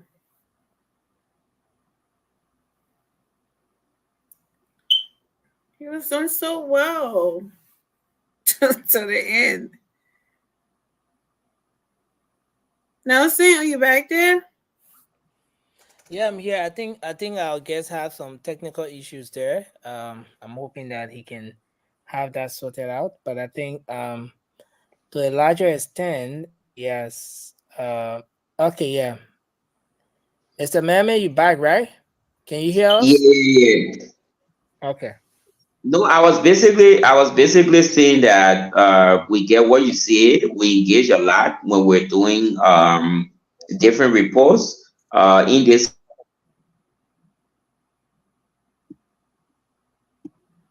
Mm.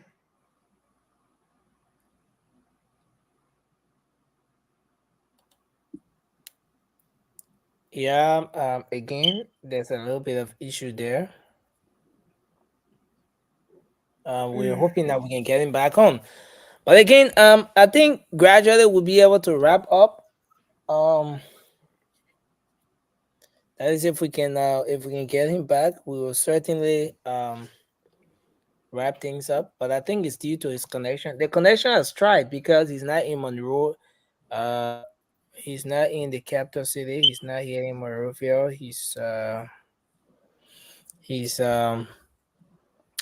of town, so the internet is doing quite well for him. But in the case of Anthony Gerard, Yakula has been a terrible one. Don't try it at And it all. has been very bad here. But yeah, we hope we can get him back. But I think it's been a great interaction so far. It's been a very great interaction. Just going through everything that Senta has to offer, going through the reports, looking at different components of the report, nepotism, allegation of corruption, um, the issue that has to do with political appointments, nominations in government, And on the overall, one last question I was just trying to ask him before I experienced that technical issue was what was the thing about the government. Now that we have this entire report, I really wanted Sentar to rate this government on a scale of 0 to 100. He refused. We asking him. I Oh, asked him the question. you guys asking the question? Yeah. We completed a question you're asking him. Yeah, you are asking a question and we completed it. And he answered. Okay, but he said he couldn't rate the government. No, he said he couldn't read the Any comment. reason why? Any reason why? Because listen, He this said it's is not very that important, position. right? He said it's not that position to do that. They just come out with a report, but it's not that position to read the government. I mean, I didn't want to come out independent, so Yeah, you if they do, then they will lose that credibility. yeah, yeah. Yeah, Yeah, but I but think. Sentar, I mean, I agree Sentar with is most of the stuff saying that the delay in appointments, controversy. I agree with all of that. It's just the part, the language that we use with the, Use exactly. people favoritism. You could call it that. I would call it favoritism instead of so nepotism. Looking at the right definition of nepotism, that is not what it is. But yeah, even the code of conduct, looking at it, that's not you know, okay. I Now, think I'll call now it. Yeah, I agree with some of the things he said. You cannot, if you didn't have your family member in the Senate or being close to JMB, where you have 4 family members or 5 family, he is right? But out there in the court of law, what do? We can't just go there and say, yeah, I think this is that's the point I was trying to make. But his report, I don't think is they just need to do some fast finding. That's all, instead of just putting anything in here as something. Yeah. I see Yakula is still in the background. He's following the show closely, but it's just about putting his camera on now. Is that's the difficult part. The internet That is man got terrible. love, but he But can't make it. I think Um, we yeah, you say he got love, he can make it. He can't make He it. laughing. and You can't make it on here. You got love, but your internet can permit you to make it. I have left looking so down. You are muted. You want to unmute? You are saying something, but we're not hearing you. The man is frozen again. Yeah, he got I love. agree. The love is there, but he can't make it. Not at all. Not at all. Yeah, no way. He can't make it. You know, is the whole thing is frozen again. But I think with that we'll try to wrap up. We'll try to close the show. Um, but while we're wrapping up, there's something going on with Representative Yeke Koluba. I mean, have you Oh taken my notice? God! When hasn't something been going on with him? They they Some, they they the something's CDC always going on with accused that dude. the CDC accused Mr. Eugene Fagon of denying them access to use the state broadcaster.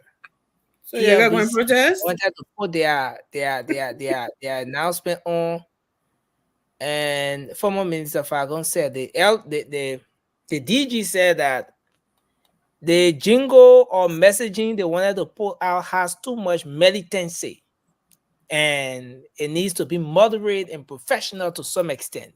On that grounds, they couldn't air it. And so Representative Yeke Koluba took the issue. Of course. He's Well, angry. no. Representative Koluba is saying that these people are being denied something that they should have access to. Oh, I don't want to use his choice of words, but he said ELBC they're not somebody private property.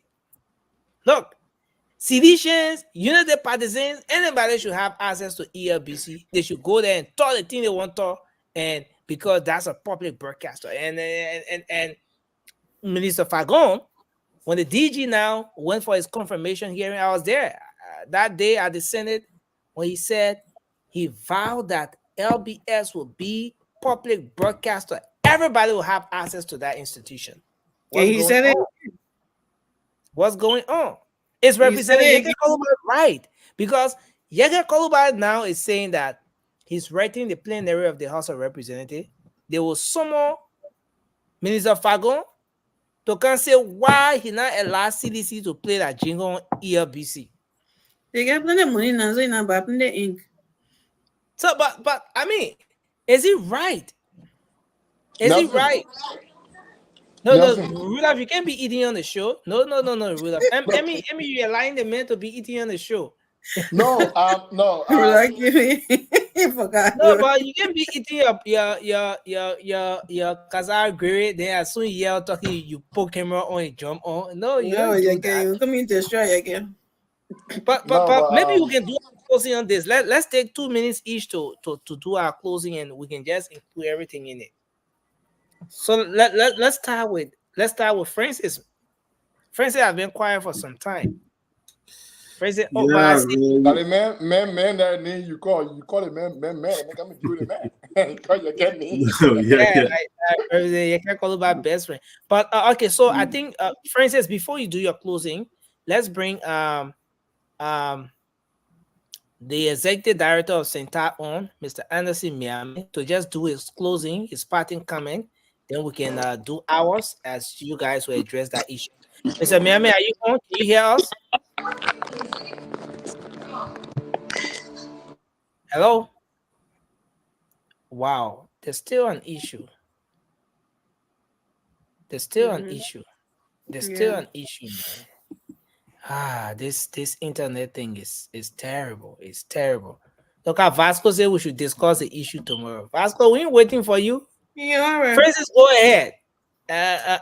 Start your closing from there, Francis. Yeah, so I mean, unfortunately, the internet connection is bad in Liberia, but it was a good discussion. You know, I'm glad they were able to come on, and what we could get from them, we got it. But their report need to be. I mean, their sources need to be vetted thoroughly.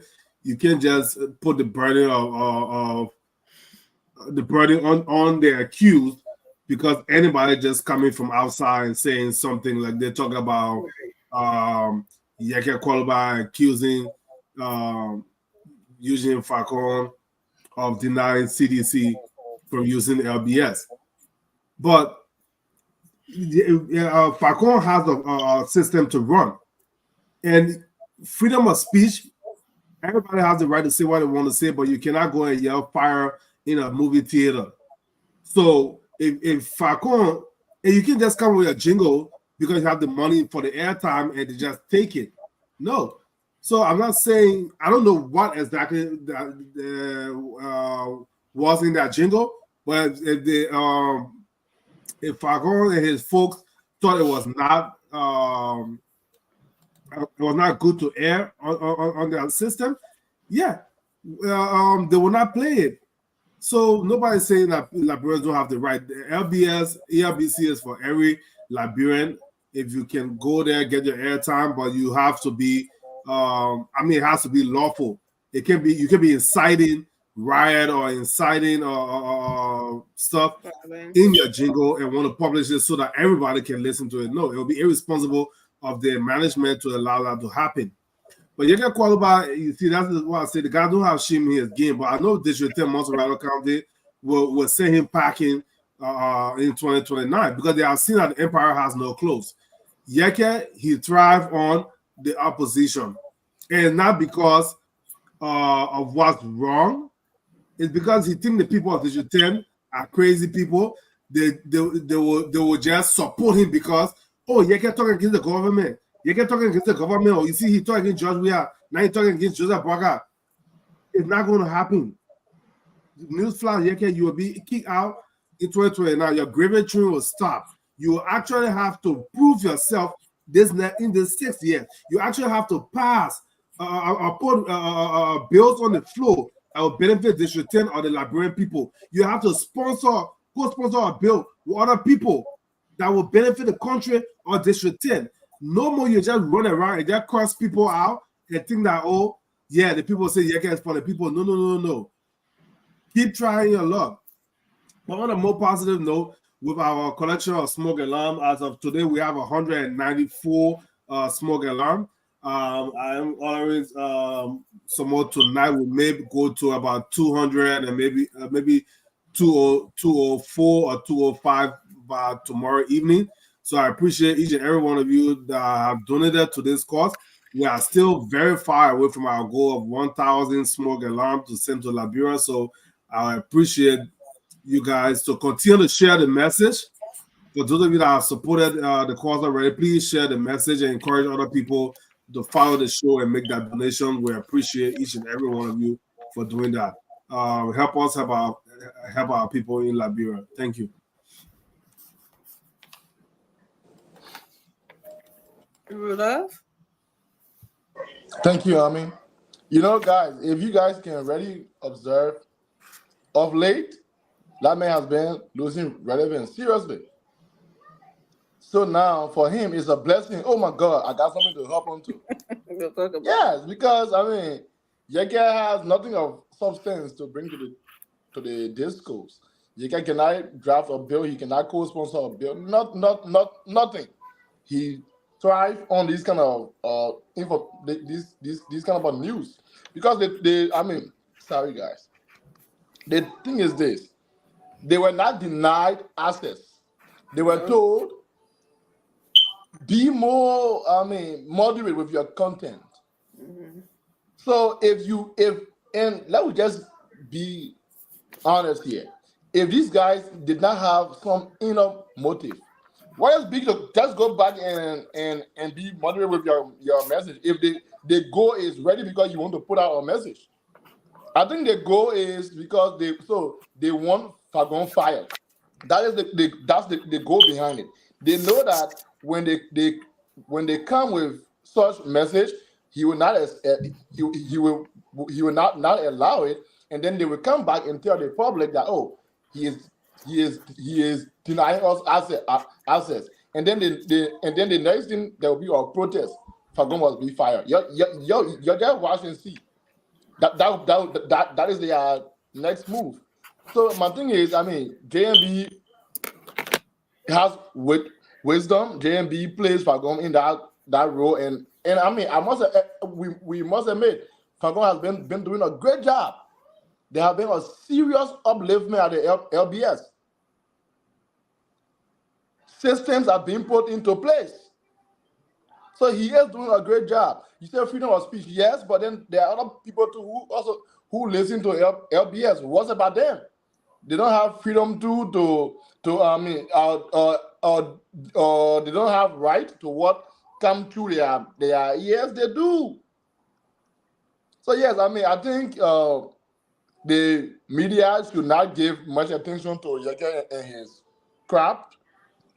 And yeah, I mean, with time, it's gonna to feel that way like almost everything does. Thank you.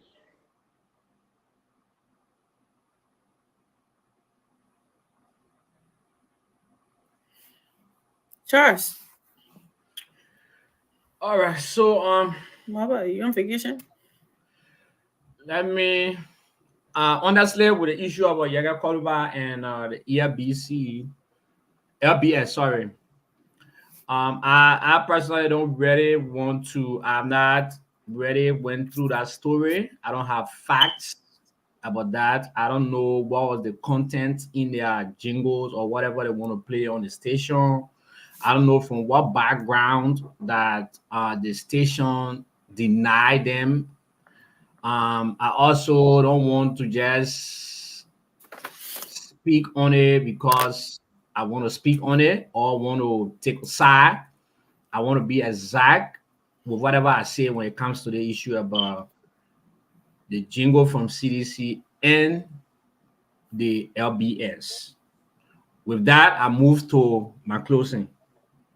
And so I want to say thank you to our dynamic people that came here today from Sentai. It was a very great conversation. And also to our people in Radio Land, by whatever means you are watching us or following us, we want to say we appreciate all of your concerns. We want to say thank you for always being there and also fighting for the right thing to be done in Liberia. Again, I don't want people to take it different when it comes to our opinion, it comes to our questions that we were asking the guys from Sentai. We were actually asking questions because of Liberia as well. we're also asking these questions to just get why some of these things were not done the way we expect it or Liberians expect it. And doing their own due diligence behind the scene for these reports. But again, the report is good. The report, I think, it pinpoint some serious issues that we are facing in our country today. When it comes to corruption, and they also talk about nepotism. I really don't want to dwell on the part of nepotism too much because I think if I'm a Liberian and my brother is a representative, I feel that if I'm qualified, whether he recommend me or not, I feel if I'm qualified, I might be part of the struggle that bring this government. And if the government deem it necessary to give me a piece of job, I don't think that should be classified as nepotism. But again, we hold the report on what it says to us. But again, Liberia is all we have, my people. Liberia is all we have. We don't have no other country that we'll call home. Liberia is what we know and what we have. And so we want the right thing to be done. We know there are a lot of allegations about this government, from corruption to fighting in government ministry to whatever situation that is coming up in the media space. All of these things, we just saying it should be done the right way. Our legislators, they are there enriching themselves, their family, and we don't want that to happen. Those money that these people taking, it can go to some sectors in our country to benefit the life of our people. And that's one thing that our representatives and senators, they don't understand. Taking money from your pocket and giving it to somebody or individual from your district or from your county, you're not doing good to the country. It's better you put those things in the law that when the money comes, it affects the entire populations instead of just affecting one or two people that you know. And so with that, I want to say thank you to all of our followers. Again, let me recognize my beloved people from District number 11. We want to say thank you for following. District number 11, we are calling on our lawmakers to go to the public, come to the public and provide some information about these corruptions allegations that is threatening in the House of Representatives. We understand that he have not been 2 seconds, please. We understand that he have not been around for a little bit, but we are calling on him to come to give us answers on some of those corruption allegations. Again, thank you for watching. Thank you for following us. We love you guys. We love our country, and we say blessing to our country. Thank you very much for having me here. Should I go? Yeah, you can go for out there, do closing. That's fine. Okay, so it was a great show. Sinta, that's the name, right? Why everybody leaving? They just do that closing and leave? That's the new thing. So I commend them on trying to be independent. Is really good for our country right now, and it just being independent. You have to do some little with the way our country is charged right now politically. We have to find all the facts and not just somebody saying something. We're running that to where we go. We always have Facebook posting, people jumping here and there. But other than that, I think most of that stuff that we seen happen. So I agree to it. And the issue with the ELBC, is that what it is? And CDC. I listened to the podcast that Fagon had made. Was it yesterday? Yeah, I think he made a podcast, and I listened to it. First of all, he said that they lied on him. He never refused for anyone to play that jingle. As a matter of fact, he's offered to pay for the jingle if they just remove the promotion of militancy out of it. He offered that he was going to pay for it. That's what he told them. He never refused. And he also stated, restated that ELBC is not for Unity Party. ELBC is not for CDC. Is not for ANC. Is not for any. It's for all Liberians in all political parties that want to get that message out there. But what he would not accept is people coming in and try to like, promote those militancy and all of that, and those things had trouble our country back 6 years ago or a couple of years ago, and he wasn't trying to allow that to happen on the state media. That's what he said. That was his defense. So coming up and saying that he refused, then I mean they refused to take out what he told them to take out before he had it play on ELBC. So with the whole issue of Yeke, there's a lot going on in the house right now that people are complaining about. A lot of allegation about corruptions and money, $100,000 from $30,000 to $100,000. Yeket is a part of all of these. He never make any noise about it. But places like EABC where he in, they don't need him because he's looking for votes for opposition. He wants a sedition now to make him one of the what you might call it? How was it called in Costa? Heroes. After fighting with them for 6 years, he want to be their heroes now. And trust me, they will be jumping behind him like crazy. Like after Costa finished insulting for 6 years, they told him to be hero. Yeah, guy is about he want to be on that train too. So speaking of Yeke on these issues, like I don't really be is really because this guy is not genuine. He just doing thing for he just chasing cloud to have noise. Oh Yeke, and that's all he likes. But what he's supposed to be doing as a lawmaker and for his district, he's not doing any of that. Okay, so I don't know who made him the BC advocate now, but that's him. We'll always hear the noises about Yeke because that's where he thriving, or he thinks he thriving. So it's nothing there to talk about him so much. But with a Fagon podcast, I think I put it in the chat room. He said it was a lie, and he told them to remove these things. And once they do it, you're gonna pay. And if they do it, he will still pay. But there's just certain words in those jingles that he refused to play on state media. So I think we should play that on the show so people can hear from him. But I guess everybody else will go and watch it later and listen to what he said. But, But I got yeah. one question, Amy. I got one question. So you're not on Facebook. You always got a question for me. You're Go not, ahead. You're not on Facebook. How you lot get all the podcasts and when you're not on Facebook? Okay, so I went YouTube. But Fagon no. podcast is on YouTube. No. There's And a the Fagon video that I doesn't posted in do the chat room, podcast Baba, please on tell him YouTube. that video is a YouTube video. Go there Anyway, and you will bro. see it. You're not catching me on that. Go there and you will see it. Okay?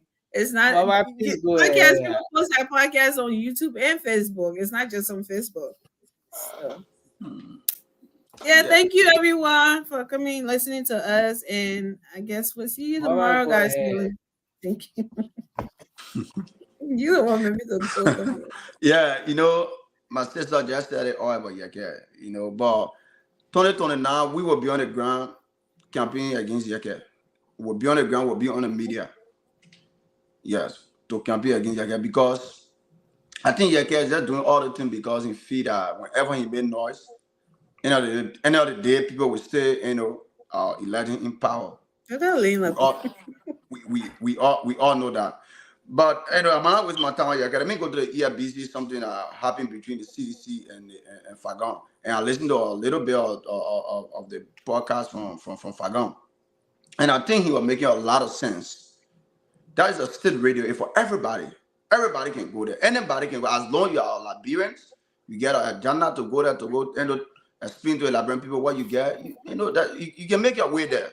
But for you going there and giving some words that is not necessary for the ears of the Liberians, I think it was it would be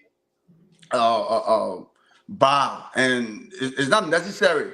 So I believe that Eugene Falcon did the right thing, and Eugene Falcon should not allow no one as a director of that LBS. No one should go over there and insult, say meditant, or anything that against the media ethic. I think that would be better, and our country will move forward. Because we understand that seditions, they're doing these things because end of the day, they will come on the streets, start bringing tire, because we know them for that. They are very, very arrogant, disgruntled. They do things like to say they don't want to own the country. They say what they want to say. Some of them. My man, say So I told when you. a mobile says the seditions My are man. wrong, is that news? Does it make any difference? I mean, Nobody, Nelson, you know, listening, right? We were the one that put this let government me in go power. off. I come Let in me and go off. Nelson. we were the one that put this government in power, and putting the government in power, when we see every wrong, we say, and when we see anything that going contrary or people attacking the government for no reason, we'll say these things, because at the end of the day, we won't be vindicated when anything happen. When anything happen. So end of the day, people will go and say what they want to say, but end of the day, we'll be here saying the truth to other people. We'll be here saying the right thing. That tomorrow will judge us. TMP will leave power, but today, George will left power. But guess what happened? A lot of sedition today, they get show their face because they were the one or the cause that George Weah lost the election, because they were lying to him. For us, we don't do that. We'll be here saying the truth to JMB. But for that technical aspect, Nelson, it is wrong. You can't do that. You can't go say a lot of things on media, like against, saying insult, talking about meditant on media. We're not living doing theater time. What people that like the meditant will get Malaysia, people that say things and end of the day, Promoting violence. we agree, yeah, that type of violence we agree, but we respect that right. They get that right to to go to the station and talk about it. They should go there with an agenda, and that fagon look at the agenda and then get in the way they go to talk what they want to say. They won't run that campaign for now to 2029. They can go there. That's fine. Nobody can Campaign violation. Thank you, fast square running campaign for them. Still, when people call, we're all the laws be making. Still, when people call, people still get him. Tell you, oh my man, y'all, all the yeah. So another day, that's it, man. Thank you, Mora. Thank you. Yeah. And thanks to everyone, man. It gave her the opportunity to have that jingle being paid for by Fagon. Thank you, Francis. Thank you, Emmy. We appreciate you, Lee, Emmy. like, what's that? Lee, don't listen to nothing. He's lying. I don't know what he's trying to do here, but yeah, you're not on Facebook, but you can. But I put a thing links on YouTube. The thing on YouTube. Go look at it. Nobody that's not on Facebook. Nelson, the girl can take all that thing on YouTube, man. She's not on Facebook. So guys, are always YouTube. She's on Facebook. I'm gonna call Emmy. Go ahead. Facebook. Right there. Also, you on Facebook? They are here begging for you. You listen to Nelson? Okay, guys, we have to go. go. I want to say thanks to everyone. Have a good night. Francis, thanks for being here. Yeah. We appreciate you. It's been a great show, and we look forward to being